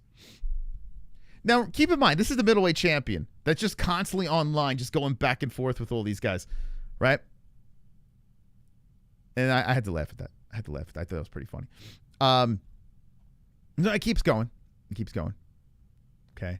So what Manel does is, and I don't understand why people do this, like they'll quote someone to put it out there so more people will see. I mean, I guess it's like a flex or something. So Manel now takes this, someone give this little girl a bra tweet. He reposts it as a quote. And this is what he says. The problem is you've convinced yourself you're a bully. You're not. You are the one getting pushed around. You're an insecure guy who found confidence through MMA and now mistakes a microphone for courage. Stop acting like a tough guy. Deep down, you know exactly who you are. That little scared girl. You grew up picking tomatoes and potatoes while I was already living the life you fantasize about. Now, I don't think this is Manel, guys. I think this is clearly fucking Ali Abdelaziz. Like, it's like reading this stuff, it doesn't seem like this is something that Manel would write, but it just keeps going. So now Sean Strickland responds to this and says, you're an insecure guy who found confidence through MMA. Yeah, pretty much. LOL. Kind of ironic of you to say since you have a bitch titties from PEDs. Laugh my ass off. I worked hard. You cheated and act like a bitch. You right. We're not the same. He's supposed to say, you're right. We're not the same. Okay. So he's claiming that a person in his gym, the same gym, Extreme Couture, now is on PEDs. So from the rumors of people saying that there's something going on, Ali Abdelaziz and Eric Nixick, these rumblings, I don't know how true this shit is. There's got to be more to this, because why the fuck is Sean Strickland going after a flyweight that is in his gym? Like, it doesn't make sense. Manel isn't that articulate. Yeah, I agree, but this, like, we know Ali Abdelaziz controls these guys' accounts, and it just reeks Ali. It just reeks him. Especially because Sean was going after Ali. Like, what the fuck does Manel give a shit about Ali Abdelaziz, really, realistically? Anyway, so according to you, the UFC, USADA, and now Drug Free Sport International have all been helping me cheat. Interesting theory. Okay, that's Manel responding. Okay, here's Sean going back to him. You had a trace amount in your system. Whoa. You had a trace amounts in your system. Even if you are clean now, which is questionable, you clearly cheated your way to the UFC.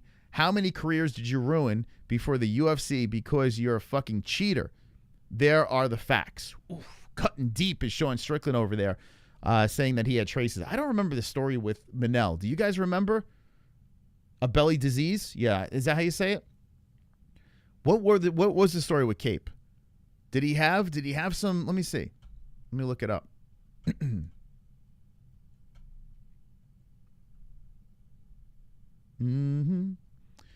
Was UFC fighter Manel Kape ever guilty of using steroids? Oh, yeah. 2022. I don't remember this. Manel Kape was never officially suspended for or found guilty of anti-doping violations. In April 2022, he had an elliptical drug test, a typical drug test finding 17 picograms of long-term steroid metabolite. Because this is well before the USADA threshold. Oh, shit, 100 picograms in Kape. So he was involved with a picogram situation as well. The Nevada Athletics Commission did require him to undergo 6 months of additional testing before he could be cleared to fight in the state again. Shit. Damn, Sean doing his homework. So, a little sketch, little picogram activity, little Jon Jones. Sounds guilty, right? Right, Jay? Sounds a little guilty. Sounds like Sean's cooking over here. Moss is Manel Kape secretly the African Buck Angel. Maybe he could be. Man. Shit, let's see what Manel says here. So, but what doesn't make sense is, like I said before, why is even Sean getting involved in any of this? Like, I don't understand. You're the fucking middleweight champion of the world, and you scrap it in the comment section with a flyweight contender with a titty. Like, I can't wrap my head around why he's doing this. It is funny. It's entertaining. But how are we that bored? I don't get it. And I guess if you're not drinking alcohol, this is his vice, right? If he's not doing drugs and alcohol and partying or any of that stuff, this is how he gets his rocks off. It's the only thing I can think of, right? What do you guys think in the chat? So the response from Manel says,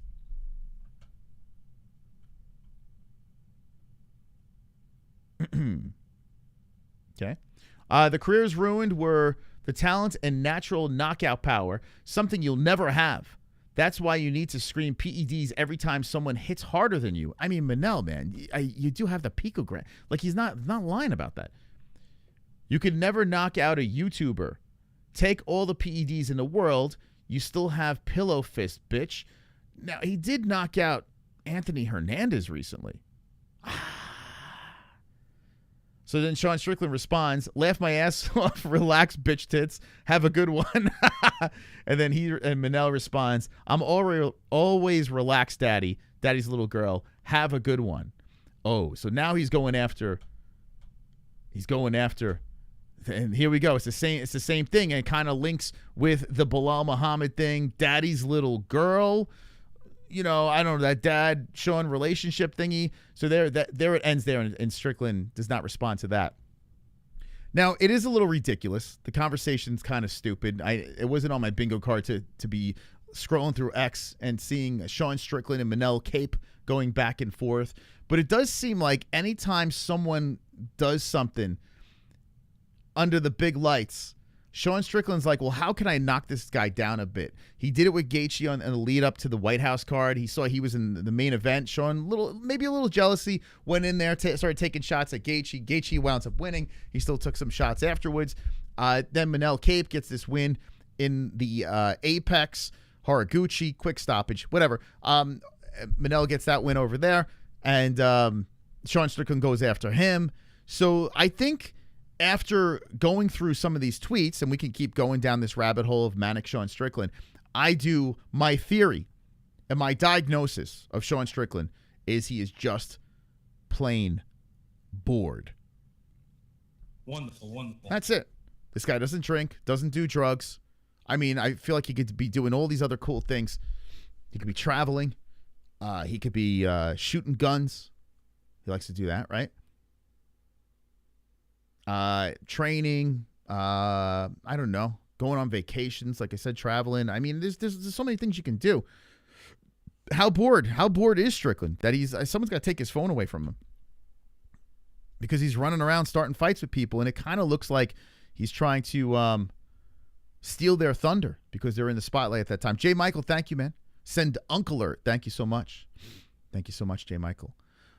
Josh Hoke and Sean Strickland tag team match against, he was even going after Hoke, saying he didn't like his shtick, and it's like, dude, like, you're not much different, really. I mean, you both got a gimmick, a shtick. Strange.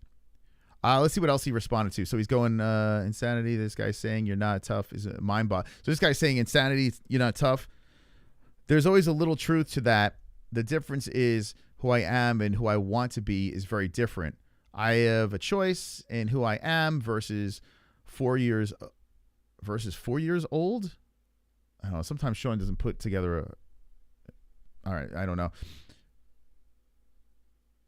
Okay, once you get connected to 9/11, you're connected to everything. So now here's some Ali Abdelaziz stuff.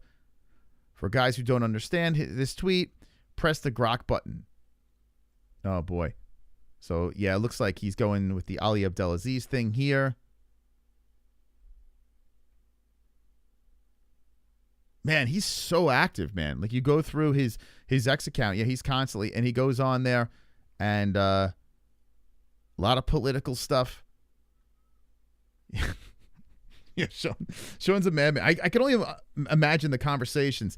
Like, do you guys think his wife gets involved and says, Sean, put the phone down? Like, what are we doing here? You're like, you're just buried in this thing. Hawk shit makes Henry Cejudo look like Dave Chappelle. Man, you guys, like, why? Henry Cejudo is worse, for sure. I don't think I really laughed at Henry Cejudo at all, but I always said with Henry, see, this is where I'm a little bit different than you guys that are shitting on Hoke. I wasn't into, like, I didn't think Henry's jokes really worked.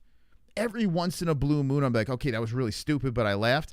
But mostly, I thought a lot of stuff that Henry Cejudo did was a miss when it came to the comedic aspect of his trash talk. But I never hated on him. You know what I'm saying? Like, I was just like, I respect what he's trying to do. He's trying to sell fights. He's trying to put some extra bucks in his pocket. So I never really cared. But there were times I'm like, yeah, it's kind of stupid. Don't get it. But I understood what he's doing.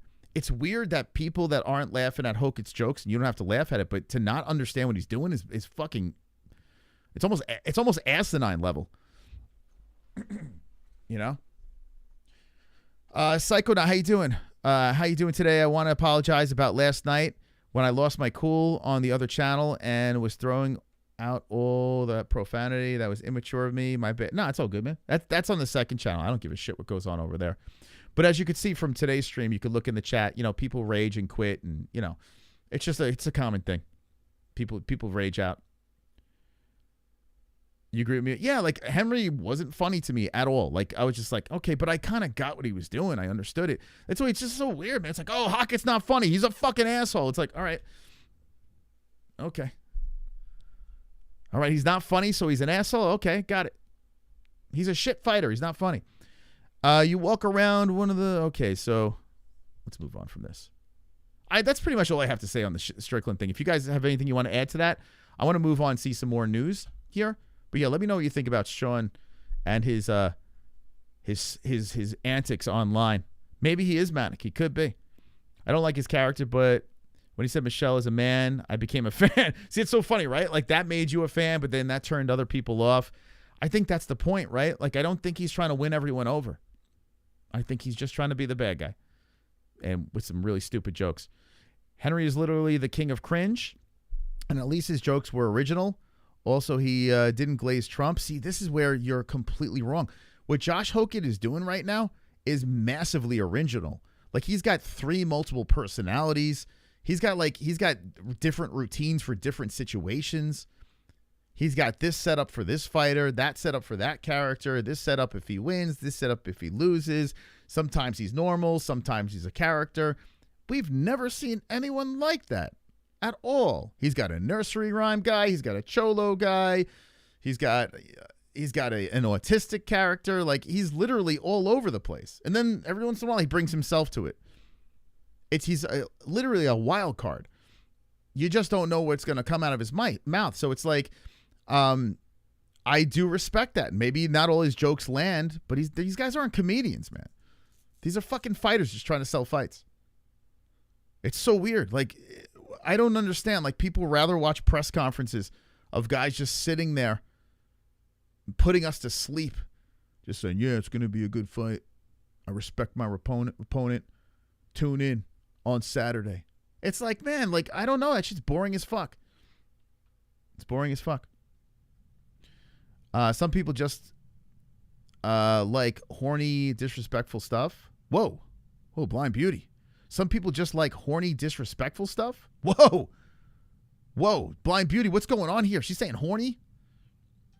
Damn, man. She's taking it to another level. It's funny if you're like 7 or 8-year-olds. Yeah, but that's the thing. It's not supposed to be funny. Like, that's the joke. It's like people trying to explain these comics, like these Gilbert Gottfrieds and these Norm Macdonalds, that tell things not funny on purpose, and that's the joke. Like, there was a lot of people that have done stuff. Now, I'm not equating him to the comedy level of these guys, But that's the idea. The idea is to be so unfunny that it's funny. And that's what Henry Cejudo was doing. Different styles to their approach. But that's the gimmick. That's the deal. How'd they do? They were screwing around a little bit today, so Ellie got in trouble. Ellie got in trouble? Really? Yeah, but as soon as she got corrected, she went right back into, she was just messing around. Oh, okay. Yeah. The kids and Jess are they're like go with the jiu-jitsu. You want to tell any jiu-jitsu stories today? Before you jump in? You took down a blue belt? Nice. I think he might have gone easy on me. Probably. I think so. Yeah. It was a little too easy. And I was like, this guy's a blue, and I've seen him jits before, and he's like good. Yeah. No fucking way. Yeah, probably. But I think he like just felt like he didn't want me to feel defeated. Because Nivian matched us up. Yeah. So. Yeah, you gotta let. You can't just run through white belts. I think out of respect, he was just, and also it doesn't look good for him to be just wiping white belts out. You know? Yeah. Okay. Jess is doing the tarantula move on her black belt instructor. She's trying to slip in the tarantula on her. You didn't mean corny. I know you meant horny, Blind Beauty. Your mind's in the gutter, Blind Beauty. It's in the gutter, I tell you. Hogan has female comedian charisma. I do like that people don't like him, though. It is good, because if we all did like Hoke, if we were all on the same page, it'd be really boring. It's like with the Conor fight coming up. I like that people are really shitting on Conor. I enjoy that. It just makes it more fun, because when they keep winning, people start getting more agitated. It's pretty funny. Michelle Obama has been said many times. It's not even mad. Wait, what?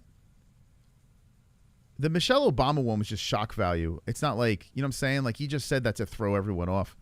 And it really worked, because, God, people are still fucking talking about that shit. It's kind of crazy. It's just, that's just complete stupid shock jock behavior. When will we get to see Jess can tap you with a sunk-in triangle? It's an impossibility. It can never happen. Hoke plagiarizes. Damn. See, Kainoto, it's kind of, you can't, it's weird. You can't win Kainoto over. It's bizarre. Like, he likes all the guys you're supposed to like, and then the guys you're not supposed to like, he's like, oh, they're just offensive. Kainoto is like, oh, it's so offensive. He likes, like, the Ilya Taporias and the Max Holloways and the Dustin Poiriers. Like, all the guys you're supposed to like. That's what Kainoto likes. He likes all those guys. I'm so offended. Bro, just loosen up, man. It's crazy. You would think with his style of humor, you would think he would back these. I think he doesn't like a guy that's more polarizing than him, you know? Like, Kainoto's got a fucking insane sense of humor, yet he doesn't like guys with insane sense of humor. Does the thing shtick work if he just wants to fight to get off the screen instead of watch? Wait, what is this guy saying, Jordan? Let's see. Does the thing shtick work if we just want the fighter to get off the screen instead of watch to get their ass whooped? No. Well, what are you saying? So he's so repulsive to you that you just want him, like, you don't like, what do you don't like the way he looks? I mean, there are guys that I don't like to look at. Is that what it is? I'm trying to understand you, Jordan. If we do open the phones, which we're halfway there. I don't know if we're going to open up the phones tonight, but you still got time. I'll hang out for a little bit. Like, explain to me. So you just don't want to look at him on this? I don't understand. Does he bothers you that much that you don't even want to watch him fight? Is that what you're saying? I think you don't want to watch him fight because he keeps winning. And let me put it to you this way. Like I said with Cejudo, Colby Covington was kind of the same, but I laughed a little bit at some of Colby's stuff, and a lot of stuff I didn't laugh at. Colby, like, stuttered and shit. Like, sometimes he tried to cut a promo and he starts stuttering. I was like, damn. When Colby's not reading a script, it doesn't work. He's got a lot of written down material. I think Hoke could pivot a little bit better than Covington, so that's why I like Hoke. And we never seen a heavyweight do this. The way Hoke's doing this, it's never been seen before. Heavyweight is a dying weight class. It's boring as fuck. Cyril Gane making it a little interesting, but everyone hates him too, right? Anytime a fighter starts making things interesting, you guys hate it. Yeah, shut the fuck up about Hoke and Strickland already. Your idiot talk about tomorrow. Whoa, dude, Ram. Why don't you ram that comment up your ass? Like, what the fuck? Yo, look at look at this guy. Damn, dude. This guy. What's making you so... What makes you so upset? Dude, what is wrong with you? What in the whole... Shut the fuck up about Hoke and Strickland already. Your idle talk about tomorrow fights. What the fuck?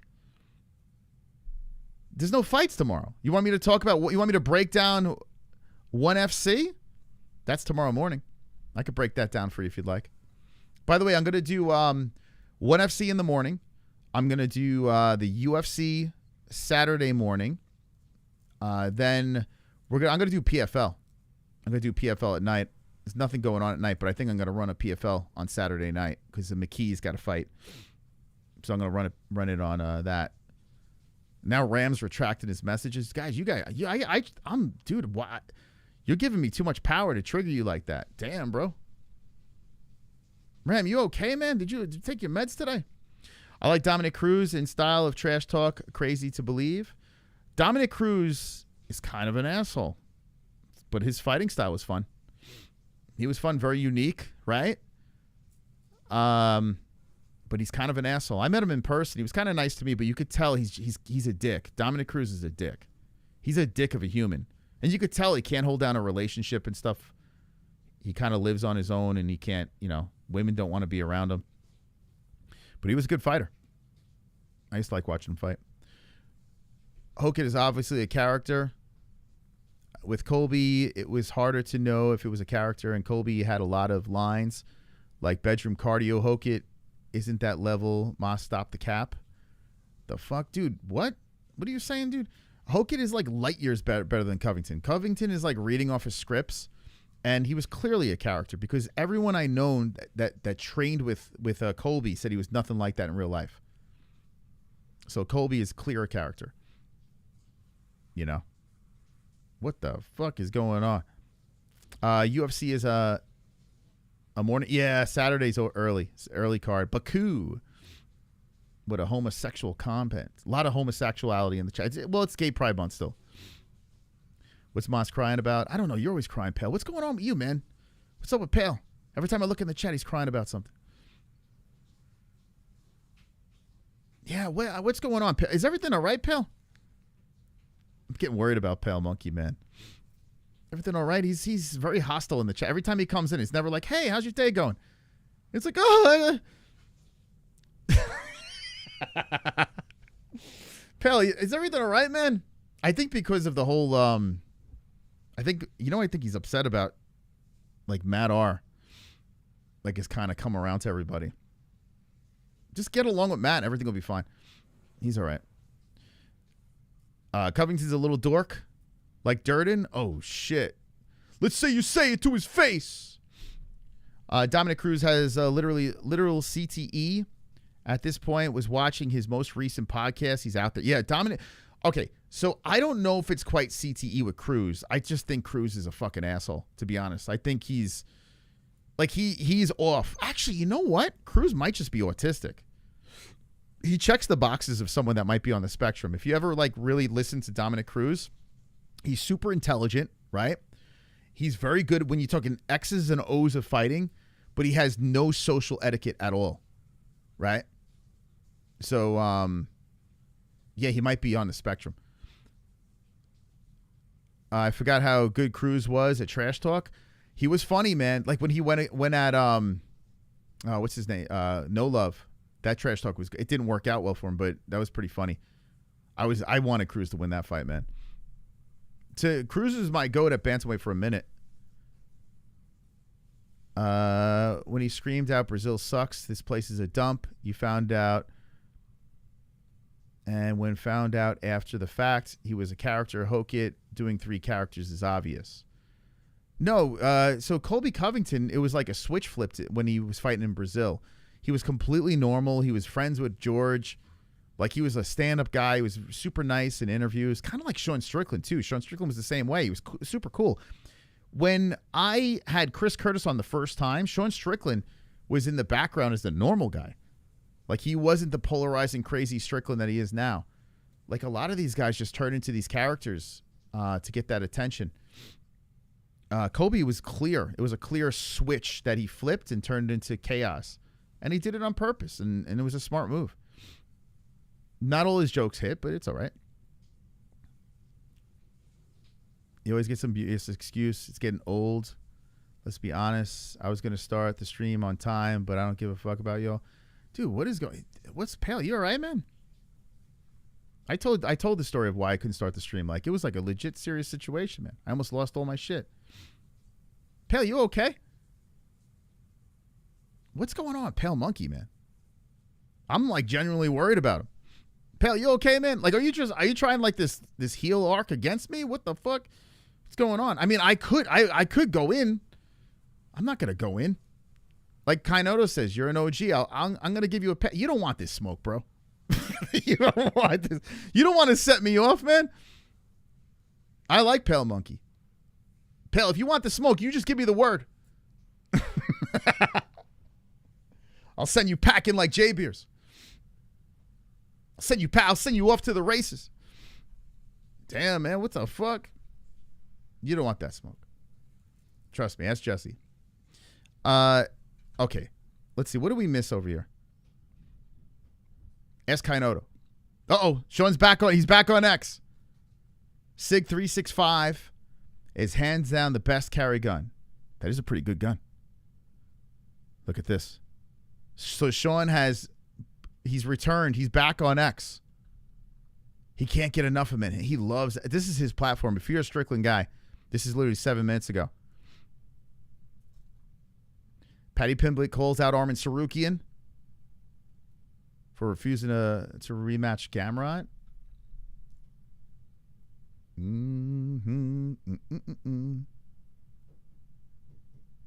Okay, what did I miss here? Let's scroll through. There's a couple of things I did miss before we get out of here. I'm just not sold on Hokit, but other than that, we're Gucci. We're good, Jordan. Yeah, it's all good, man. It's all banter, man. Like I said, we need people to hate Hokit. It makes it way more fun. If I put that poll out, if everyone is on the same page, it's just not fun. Not fun at all. So I put this poll out over here, and this pretty much describes it. It's so funny. People don't understand the poll, and people are like, see, everyone hates Hokit. It's like, I don't think you understand. I got to vote? I'm going to put pure comedy gold. There we go. My vote's in. I didn't even vote in my own poll. I'm in now. Pure comedy gold. He's a complete comedian.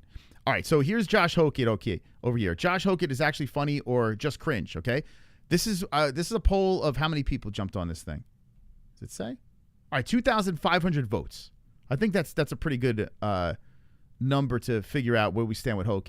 So 24% says pure comedy gold, which is a pretty chunk. I mean, listen, I voted that. I'm just being a troll, to be honest with you. Comedy gold is a little crazy, but he's got me laughing. He's got me belly laughing at his stupidity. Beyond cringe is 37%, and then under it, 31% says so cringe it's funny. If you add the 31 to 24, 55%. 55% saying that they like Josh Hoke. Now, the last one over here, 8% saying, who the fuck is that guy? Who the fuck is that guy? Who is Josh Hoke at 8% over there? So 37% realistically, I mean, if you want to add the 8% over here, you're under 50%. 55% like Josh Hoke. That's over the mark. Now, you could say it's close to 50-50. That's perfect. That is literally perfection. This is what you want, because you don't want it lopsided. Everyone hates the guy. You don't want it lopsided. Everyone loves the guy. If this guy keeps winning and we're 50-50 as fans, dude, this guy is going to be an absolute fucking superstar. He's going to be and this is the beauty of it, for me at least, and to us Americans, he's a fucking American. Americans turning on Hoke is crazy to me. It's crazy. He's kind of harmless. He's doing banter. He's doing shtick. He's doing trash talk. And he's winning fights at heavyweight, making heavyweight. Could you imagine an American up there in 2026 as the undisputed heavyweight champion of the world? I wanted Derek Lewis to be that guy. I wanted Derek Lewis. Derek Lewis, the ship has sailed way past his prime. So now I can't have Derek Lewis as my American champion. We had Daniel Cormier. We had Johnny Bones Jones. But now the Incredible Hoke, the American champion. And this is the weird part. Imagine Josh Hoke as a champion and Sean Strickland. Could you imagine that? People's heads are going to explode. The cringe that's going to come out of these guys' mouths in fight weeks and lead-ups. But at least it's interesting. At least not, I'm going to smash that guy. It's not going to be that. At least it's not going to be, although I do like some of the smash talk. It gets kind of funny. It's not going to be, I respect my opponent. I'm just cutting weight. I just want to get to the scales. It's not going to be that nonsense. We're going to have some fucking fireworks in fight week. So keep it like this. Keep us half hating, half loving. I'm with it. Uh-oh. Pale Monkey coming in. I've got a smartphone and I need What? a time machine. What? Hey,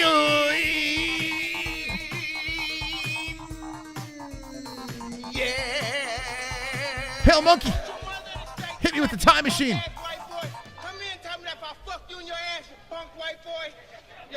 We got a new top dog. Touch me, you're not man enough. I eat your asshole alive, you bitch. Huh. Fuck you, you hoe. Come and say to my face. Thank you, pal. You ask for everybody. You bitch. Come on, you bitch. You scared coward. You're not man enough to fuck with me. You can't last 2 minutes in my world, bitch. Look at you scared now, you hoe. Scared like a little white pussy. Scared of the real man. I'll fuck you till you love me. Matt who? No, I'm not okay. Nothing is okay. Uh-oh. Fuck man. Don't play me like it's Father's Day and my name is Dustin. Sorry.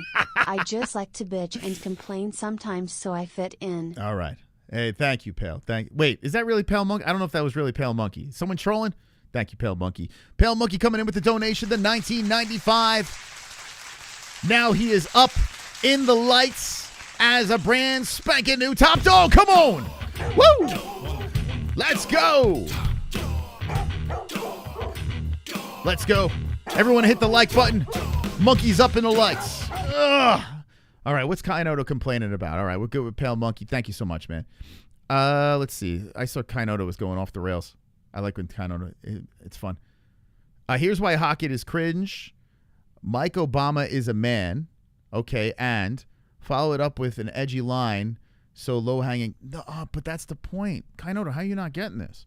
It's just shock. It's like when Howard Stern would do just something random and it was completely racist or whatever the hell it was, but it's shock jock kind of humor. And shock jocks, like I'm guilty of this as well. Sometimes we just say something that's shocking that there's really no punchline to it. The punchline is the fact that we're saying something shocking to get that, whoa, did he just say that? That is the thing. Josh Hokett's not a comedian. Like you guys are like I don't think you understand. He's not a comedian. It's funny because he went to the White House and almost ruined the entire event. That's why it's funny. It's just a shocking thing. It's like, holy shit, this guy said one of the stupidest things you could say. I mean, you could have said even dumber things. Let's be real. But Josh Hoke said, hey, I'm not going to do this shtick. You're going to interview me normal. And then he says that at the end. It's a shock thing. I don't know. And I know I'm never going to get you guys to understand this. But being a guy that's listened to Howard Stern for years, not anymore, but back in the day when he had girls riding the Sibian and he would just say the stupidest shit. I knew Howard wasn't a comic. But his shocking things made me laugh. It's just silly. But why it always got to be about somebody black? Oh, come on. This is what. But see, I don't like that, man. I don't like that. He just said Michelle Obama's a man. It's not about being black or white. He just called a woman a man. It's not. He never said. I mean, I could say so many things to make it racist. There was nothing racist. See, this is and this is why I can't get with it. To say that was racist is fucking crazy to me. It's like I don't know. I can't get on that. It was a political shot. Yes, like Greg said. It was a political thing. And it was also a shot at Trump too. Like I think you guys are not realizing this. He could have literally got them canceled by saying something like this. Josh Hoke not only attacked the former president's wife, well, not attacked, made fun of her like a stupid joke that was been said a million times. He also almost sabotaged the White House event because everyone stopped talking about the White House being some spectacular event. Everyone jumped on what Josh Hoke had said. It was all pre-planned that he was going to go out there and drop a nuke on both political sides. But then, he's got people complaining it's racist. He's got Trump and Dana White. Well, not Trump. Trump doesn't give a fuck. He doesn't even know what's going on anymore. But Dana White frantically saying, oh, my God, this is terrible. And D.C. and these guys saying we don't stand for any of this because they got to do damage control. Everyone got fucked up with that comment. That was the point. It wasn't a joke. It was something in there to just kind of throw a monkey wrench into the whole situation. It wasn't racist. I'm telling you right now. But it got people talking. Now, listen, I could make it into a black-white thing. I could alter the situation and make it like that.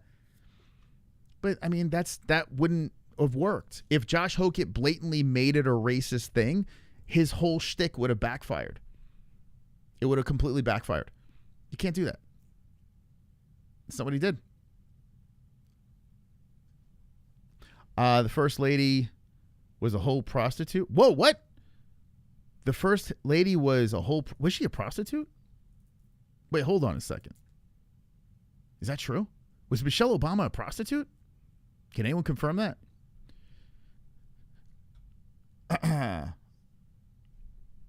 See, like with Kainoto too, it goes against, like, Kainoto he pick and chooses his people. The reason is Kainoto's scared. Let me tell you why Kainoto's scared. Because Brock Lesnar. If Josh Hoke gets that belt, it's just another heavyweight that's better than Brock Lesnar. American heavyweight, better than Brock Lesnar. Kainoto needs to shit on this guy. And I truly think there's a lot of people out there that shit on fighters because people like them. The thief of joy. There is that. And I'm guilty of that because there's a lot of things I don't like about Chama. I think Chama's ridiculous. I do. But there's a lot of people there. Their whole thing is just like, okay, these fans are happy. I got to find a way. Because you would think a guy like Hoke would check every box for Kainoto. It's a little confusing. I love me some racist comedy. Be edgy. Wait, hold on. Kainoto, do you think that comment was racist? Wait, you weren't talking about Michelle? Wait, hold on.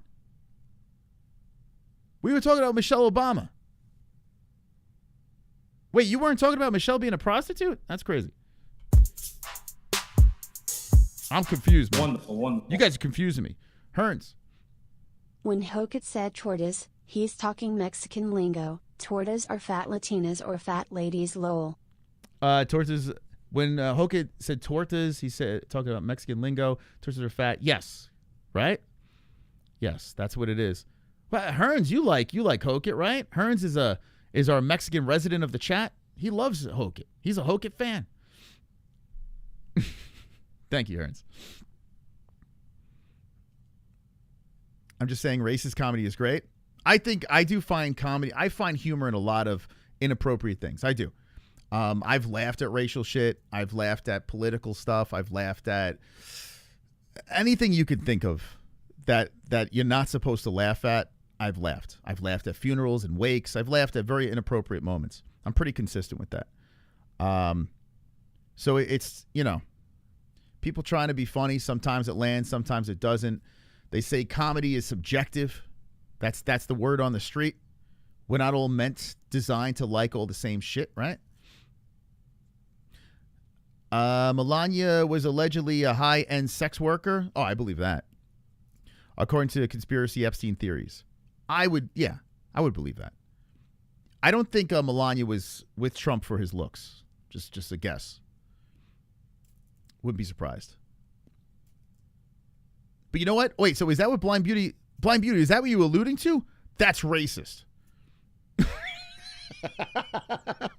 I am so offended.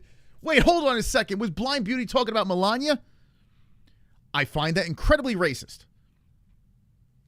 See what I'm saying? See how stupid that is? Well, she's white. It must be racist. That's too racist, Blind Beauty. That's what I'm saying. Could you imagine me yelling that? Melania's a sex worker, this and that. That's how ridiculous it is. I don't care if you'll like, do you like him? Have at it. There you go. That's how it's got to be. Right? We can hate, we can like. That's what makes it fun. Like I said, if we all like the same fighter, it's not fun anymore. 50-50 or 55-45, way better. That's a way better percentage out there. By the way, I put a couple other polls on here. The UFC 6 game, we put a poll about that one over there. It's been getting a lot of criticism. I didn't vote on this. I got to vote, though. Well, since I didn't buy it, I don't want to buy EA again, so I'll just go with the final one so I can see his numbers. I think EA is the fucking worst. They destroyed Madden. I've been guilty of buying the hockey games, but I haven't bought one in a couple of years. And the fighting game, I'm telling you, man, it just looks exactly the same. Now they added flow state. I will say the touch of adding fighter movement is a step in the right direction. I see some fighters have their actual movements, which is nice, but it's still super clunky. It's the framework of the game is broken. Like, it's too dated. It needs a whole complete overhaul where you can loosen these guys up a little bit more, where it just feels more realistic. It still looks like Rock'em Sock'em Robots now with the Philly shell, you know, and some differences in the movement. You could see the differences. You could see where they're going with it, but we are so complacent, and we're so just saying, well, at least we can play as our favorite fighters. It's not good, man, from what I've seen. Now, when it becomes free on the PlayStation Plus, I will download it. I downloaded UFC 5 and played it 3 times and then said this is dog shit. But eventually, in a couple of years when it's free, I will download it and play it. Give it a shot. Give it like a real look at it, but I would never pay $70 for this because I'm realistic to what it is. It is just the same thing that they're giving to gamers, and people are defending it because they just want updated rosters. I was guilty of this when I was a kid, man. When I was a kid, I would buy all the Maddens and shit like that, and even if they would give me the same game, I was just happy. Like in the NHL games too, I could play as the updated people. You know, they put a little extra shine on it and make them look a little bit more realistic, and then all of a sudden we're happy about it. At the end of the day, they're conning the people that are buying these games. Especially if, like, I get it with Madden because they're putting it out every year. So for them to change it that much, it's a little difficult. The UFC, it's taken a couple of years before the next game. So you would think there'd be drastic improvements in the game. There's not. There's not many. And this poll here just goes to show you that I am not off on this. 19% are saying absolute fire. 46% say $70 roster update. 10% saying still playing UFC 4. And 25% saying never buying EA again. Only 19% are just head over heels for this game. Everyone else is like, eh. I mean, there you go. If you disagree with the poll, just go on over, get your vote in. But I mean, 19% that are like head over heels for this thing. I mean, it's just garbage, man. It's EA is, and it sucks because I would love to be on this channel. I would play UFC games on here if it was a good time. It's just when I watch other guys play it, it's just the most boring shit ever. So that's why I don't play it here. Wonderful, wonderful. I didn't like Hoke at all, but after his performance on his previous fight, and learning that he's just a troll, he's fast for the division. His comment about Ms. Obama was dumb, but he also said trauma on Alex Mama. Hess full lol. Exactly. There you go, Hearns. I agree with that. Is it a smart comment to say that Obama thing? No, it wasn't a smart comment. But at the end of the day, it kind of was. This guy is getting all the attention in the world, man. And maybe you don't like the attention that he's getting, but he is, everyone was talking about that stupid comment. It fucking worked. He was able to say something and get away with it because it wasn't too edgy. It was just a repeated, stupid comment that people say out there. the Big Mike situation, and now everyone's bringing the Big Mike thing back into the play and this and that. And, you know, I mean, I got UFC fighters commenting on my shit saying Big Mike. You know what I'm saying? I don't want to laugh, but it's just so crazy that they call Michelle Big Mike. Like, it's just, I don't know. It's just such a stupid thing. Wonderful. I never heard of Big Mike, actually, until recently. Great insight, Hearns. Shut the fuck up. Shut the fuck up. By the way, Ali Abdelaziz says he's going to be back before the year's up. How about this? Fiziev, that's fighting this weekend. Check this out.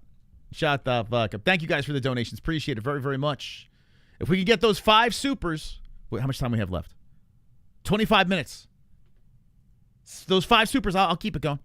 We'll take the phone lines. If not, no big deal. I got to be live in the morning anyway. Super early. Fiziev by finish. All right, what am I going to say here? I might pick Torres. I might take a swing. Fiziev, let me look at this real quick. Maybe before I just jump into this. I didn't really give this card much of a look. I got to be honest with you.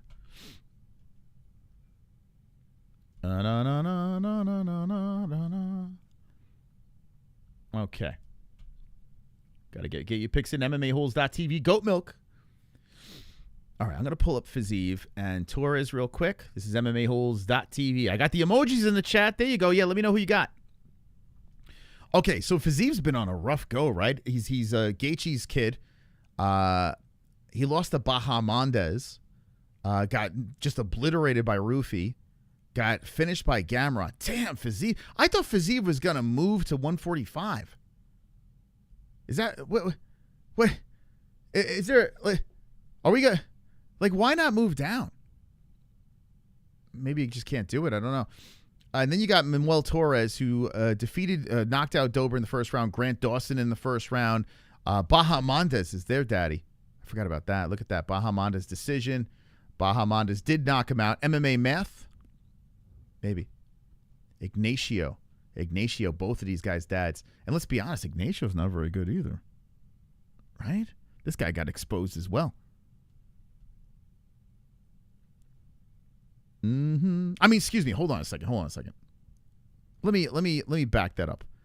He lost, but Fiziev beat. I was like, wait, hold on. He did beat him. So his one win. Okay, so here's your MMA math. His one win out of his last 5 fights was Bahamondes, and he got knocked out by Bahamondes. So this is what people are going to look at here. That I could see people putting into play. I don't know, man.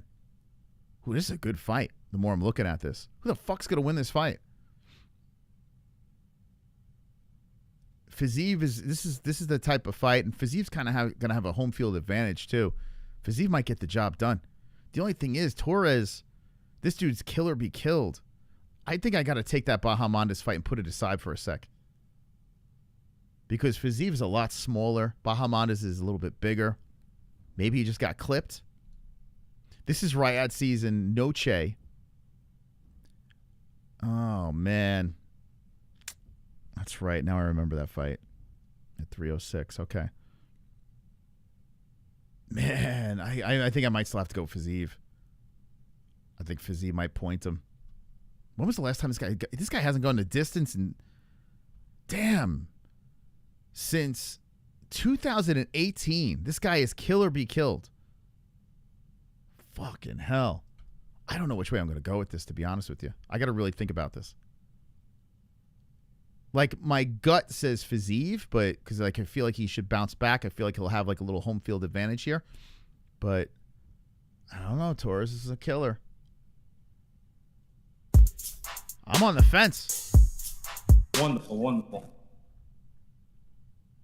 That Mexican guy had a lot of hype, but he lost bad at UFC Noche. He seems to fuck up in big cards. Yeah, that's the thing. The moment might be a little too big for him. He's only got, what? Well, he's got 1, 2, 3, 4, 5, 6. He's got 6 fights in the UFC. Came in off the Contender Series and only lost 1 to Bahamondes. He might have just got clipped. The thing is, Fiziev is a wizard, but he does get knocked out. It's crazy how Gaethje wasn't able to knock him out. If Fiziev could just put on a masterclass, but it's a 5-round fight, I think, okay, I think I'm not picking Fiziev. I think I'm going to pick. Yeah, I think I'm going to go with Torres. All right, so I'm going to put my vote in. I think I'm going to go Torres by knockout. Torres by finish. I'm with the 24% here. I think Torres is going to get it done. I think he's going to get it done. I think he's going to get it done, man. 5 rounds. Big cage. So Fiziev, maybe he'll use the entire cage and run around, but if Torres catches him, man, I think I'm going to go Torres. I'm going to pretend that Bahamondes fight didn't happen. Wonderful. We're going to rock it. We're going to roll with Torres. Great insight, Hearns. Cynical and Hearns going back and forth on the donos. Damn, man. Some beef between these two. All right, my pick is Torres by finish. That's the way I'm going to go. So I'm in the 24%. So the Fiziev by finish, wow, 50% saying Fiziev's going to finish him. That would be quite the bounce back win.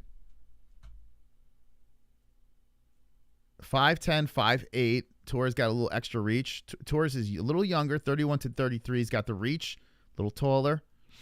Fiziev, man, when he's good, he's good. But he's been getting knocked out. He's been getting knocked out. This shit, man. It's a fire fight, man. It's a good main event.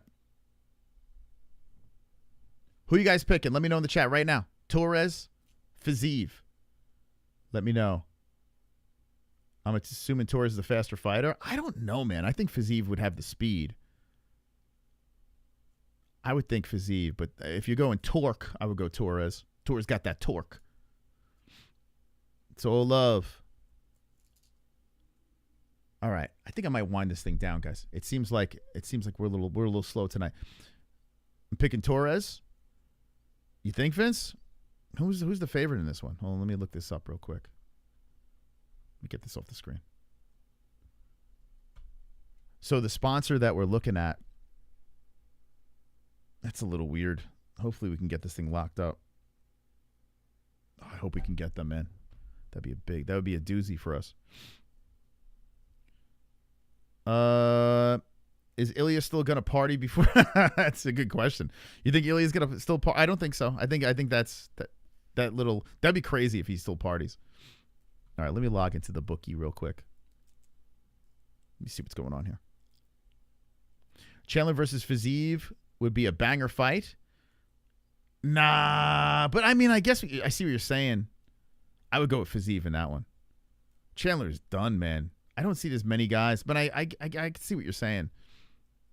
Man, I can't believe Chandler didn't hang him up. He's still going to he's going to go until the wheels fall off. This guy went from I'm not here for a long time, I'm here for a good time bullshit, that nonsense. And now he's like, I'm going to fight until I die. So this is a pick 'em fight. Holy shit, this is even. Torres and Fiziev is a pick 'em fight, guys. Oh boy. Damn, man. Man. Even? I feel like that's a little disrespectful to Fiziev. Like, I thought Fiziev would be the favorite. Wow. Let's look at the rest of the fights. So we got Shower Bullet versus Pereira. Pereira's going to die. What a flop Pereira was. Camilo versus Sajikov. That's good. The Skullet's back against Asu. That's a good one right there. Ferrer versus Leskarov and Oleksichuk versus Magomedov. Damn, this is a banger main card. That's a really good man. That Azerbaijan effect. They give him some good fights. This Julius Walker follows us. So I got to root for this guy, but I don't know if he's going to win. He's fighting Rob Thomas from Matchbox 20. Wonderful, wonderful. And I can sit in a routine and a little bit. I think I will pick the opposite of who J Beers picks. That's for sure. The J Beers. Well, yeah, he's not tipping his hand. He's not tipping his hand. He's too busy screaming at the USA game right now. Do you think this will change Ilya's perception? Oh, I saw that. Okay. Oh wait, hold on. No, I didn't see that. Change his perception of himself and hurt his confidence. I think he's always going to have his confidence, but I definitely think he's going to have a new look at how he moves forward in fights. If he doesn't, he's an idiot. but I think he's still going to be obnoxious. It was, he's gonna say his mistakes, but I think he'll always have that smug confidence. It's Christmas. Merry Christmas. Whoa. My name is Troll, and I'm a special hole. I'm shirtless and alone again. Oh my God, Hearns. That is my only friend. It's Christmas. Hooray! I sit and watch MMA. No girlfriend this year, but I have my hand. Sitting on top of computers, making fun of people, and no avatar to hide my gremlin face. Oh yes, it's Christmas. I am so hideous. Maybe Santa will bring me a pocket pussy. Hell yeah, Hearns, let's go, champ. Torres has the Diego Lopes curse. Lola Montezuma curse. How's that insight cynical? Whoa. Raised eyebrow emoji. Thank you, Hearns. Hearns, he's flexing out there. He's flexing. Thank you, Hearns. We got a real thug here chiming in on Dustin Poirier. Nigga, I'm feeling like... Ah, damn, his music. I wanted to hear his Cedric Dumas. This guy's been arrested 1 million times. He would have been great, but I can't play it. Let's see. Dustin Poirier right now. Yeah. You motherfucker. Okay, that's how you would expect it, right? Whoa, Morales is the backup for what? Wait, what?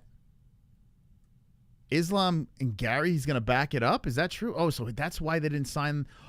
Wow. Is he going to give him hand jobs while they cut weight? Gaylord. So the reason why they didn't announce Protez Morales, here's your reason. Damn, he's going to be on standby. So if Islam or Gary, and remember, Islam's been a little sus on the scales. If Islam or Gary falls out, here's your backup. Shit. Mr. Morales. Wow. Might be better than the actual fight that we have in play. Imagine. Michael Morales says he's the backup fighter for Islam Makhachev. Look at that. Okay, I'm with it. So that card's protected. Okay. Let's see if there's anything else in here. Tom Aspinall, if there's music here, I'm going to cry. There's no more Mr. Nice Guy. Oh, we saw that. So December is when Ilya says he's going to return. So apparently the injuries aren't as bad as it looked. You should ask Felony what he thinks about Dustin. That would be funny, right? Felony talking about Poirier. That would be pretty funny. I didn't get his insight on that. I would like to get his insight on that. That would be good. I'm sure he got a good laugh at that.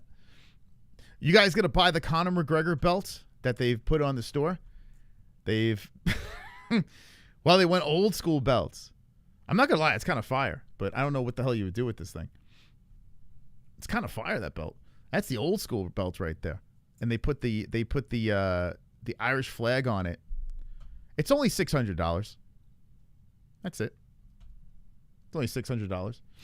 It seems kind of useless. Conor McGregor Classic Signature Replica Belt. It's like they should have made the belts like that back in the day. That shit would have been cool. Like they should have had one belt for each guy has their flag on it. Whoever wins gets that belt with their flag on it. That shit would be... Right, Vince? That's a pretty cool looking belt. Like, I wanted to shit on it, but it's actually kind of cool looking. It looks better than the belt they got now. The old school design in the front. Is it? Am I crazy? Or should they fucking go back to that and put the flags on it? That would be so cool, man. Whatever champion wins, they give them a belt with their flag on it. That would look so cool, man. Check out King Green's reaction. I played it, actually. I played it on one of the streams. I played it. Yeah, Bobby Green was funny because he went one way and then went the other way. UFC is preying on the stupid animals that love Conor and think he can do it at almost 40. Oh my God. You got to, I tell you what, if Conor, well, let me rephrase that. When Conor, oh, I took the camera down? Shit. No, I know I got to do it after the stream. When Conor defeats Max Holloway, which is a lock, I mean, we all normal UFC fans know what's going to happen there. When he beats Max Holloway, we're going to have to really be on the lookout for Kainoto. We got to make sure he's okay, man. Like, I got to be honest with you. I am really worried about Kainoto, especially in the lead up. Kainoto, like, are you all right, man? Like, this is just me being a friend, okay? Let's break kayfabe. In the lead up, are you going to be okay, man? Like, as we get closer? As we get closer to fight week? Remember, all the people are like, oh, Conor's never going to fight again. He's not going to fight again. He's not going to fight. Remember that? As we get closer, International Fight Week, Holes Week 2026. Are you going to be all right, man? Because I'm a little worried, man. You know, a good heart surgeon. All right. Imagine, like, after he knocks out Holloway, which is a done deal. Imagine if Kainoto turns to the dark side and becomes a McGregor fan. So it looks like the rumblings. It looks like what the UFC is trying to play around with, which is going to drive people crazy. If Conor McGregor surpasses, when Conor McGregor surpasses Max Holloway, you know they're going to crowbar him into that Gaethje fight. They're going to find a way. Or they're going to crowbar him into Islam Makhachev's lap.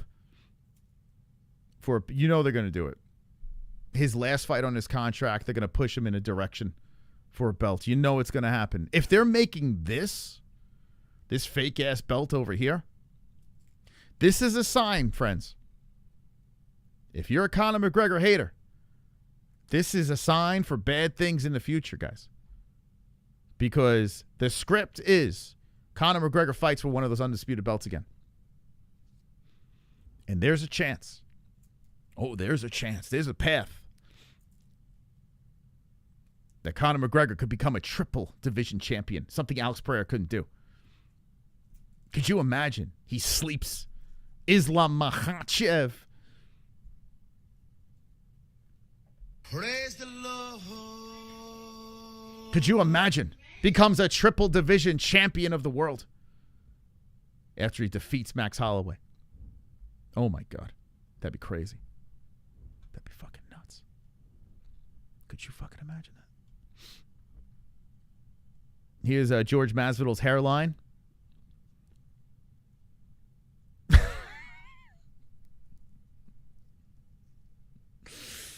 That's a thing. Dana ain't booking Tom when Gon cheats for cheap. I don't know what's going on with Aspinall, man. He says, I don't know what's going on. Just release his ass. Conor has no chance at the top 15. Casual. Man, I don't know what's wrong with you guys. You guys have lost the faith. All the swelling in his face has gone down. He looks like he wasn't even in a fight. Ilia Topuria, get ready. The return. Wonderful, wonderful. It's coming. Max is going to destroy Murmur in the first round. Max is going to... First round. Casual. Has he ever defeated anyone in the first round? Has Max ever knocked anyone out in the first round? I don't think it's ever happened. The fuck? Hearns, are you all right, man? The hell? Thank you for the $2. Appreciate it. How about that? It's never even happened before. Doesn't even... Conor sunned him. Everyone knows Conor was supposed to fight me, but he chose Max. Well, that's false. Charlie Olives. The UFC chose Max. That is the actual truth. The UFC says, how about Max Holloway? Conor said yes. The UFC threw out Carlos Prates. Conor said yes. The UFC's like, wait, we were only kidding. Then they said Max Holloway. Conor said yes. But Charles Oliveira, let me just say this. Do you think you're going to be rewarded after your fucking shitball performance? Little ball of shit performance against Max Holloway. You laid on him for 5 rounds in the BMF belt. You think you're going to be rewarded with the red panty night? Nope. Not going to happen. You sit back. You watch this unfold from the sidelines with your fake ass BMF belt. You sit back and start learning English. Here's P-Head Young. Okay, I think we covered it all. I don't know who the hell is going to spend $600 on this belt. I don't know who the fuck in their right mind would actually do this. I don't know why the fuck anyone would do this, to be honest with you. I mean, the belt kind of looked cool, the picture I showed before, but I mean, what are you going to do with this? $600. What are you going to do with this thing, man? That is kind of crazy. A lot of pressure on the Mac. Bringing them back, bringing out this fake. Are they going to fight for this belt? They should at least let these guys fight for this belt. WWE Josh, thank you so much. Super chat. For being such a super friend. Conor McGregor will rule the UFC. Hawk predicted this. Conor McGregor will rule the UFC. Hawk, whoa, okay. Okay. I didn't hear that. Hoke he predicted that? All stand up for Conor's return. Oh, we'll be standing up. We'll be doing stand-up commentary. All right, guys, I want to thank everyone for stopping by tonight. Tomorrow morning, very early, we'll be live for 1FC. Tomorrow, and then Saturday morning, we'll be live very early for the UFC. And then Saturday night, we're going to be live for PFL. Now, I know that seems like a letdown, right? We go from 1FC, you got the Lady Boys fighting. There's actually Stamp Fairtex, and there's a title fight on the Inner Circle. I don't have the Inner Circle, but I'm going to react to the Muay Thai anyway. And the UFC is going to be peak for the weekend. That shit's going to be fire. PFL's kind of a dip down, but AJ McKee's fight's pretty interesting, so I'm like, fuck it. Let's go. Yeah. My audio's AIDS? Oh, my God. Did I do the whole show like that? Oh, fucking hell. Oh, man. Did I do the whole show like that? Oh, fuck. Is that better? Oh, fuck. Oh, damn, dude. Something was left on. I forgot to turn it off. Is that better? Fuck. That sucks. That sucks a fat one. So I just changed it. It's got to be better now. I just noticed that something was on that I left on. I was fucking around with something. Yeah, no, I know what he was talking about. That's way better? Yeah, fuck. God, I did the whole show like that. That sucks. I guess you probably only notice if you have headphones on, probably. It sounded fine. Nah, I probably would know what you're talking. I'm sorry for the guys with the headphones. That's 2.5 hours of ear aids. No biggie. Damn, man. So that guy, oh shit, that guy earlier in the stream was right. Fuck. It sounds exactly the same. Nah, I bet if you have headphones on, probably a difference. You have headphones, you didn't hear it? No, there's a shit. I was fucking around the other night. Moss left his Hoke It porn on during the show. Y'all didn't hear that.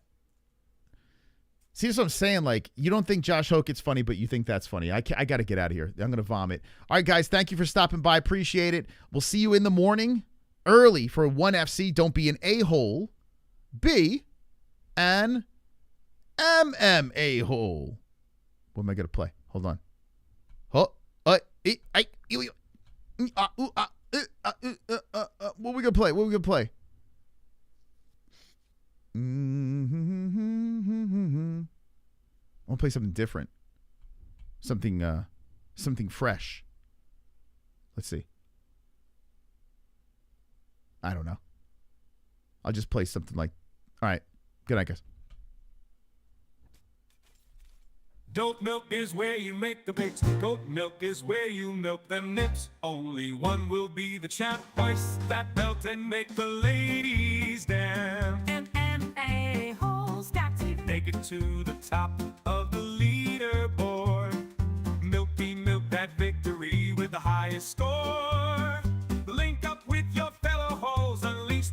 dragons and torch the trolls. With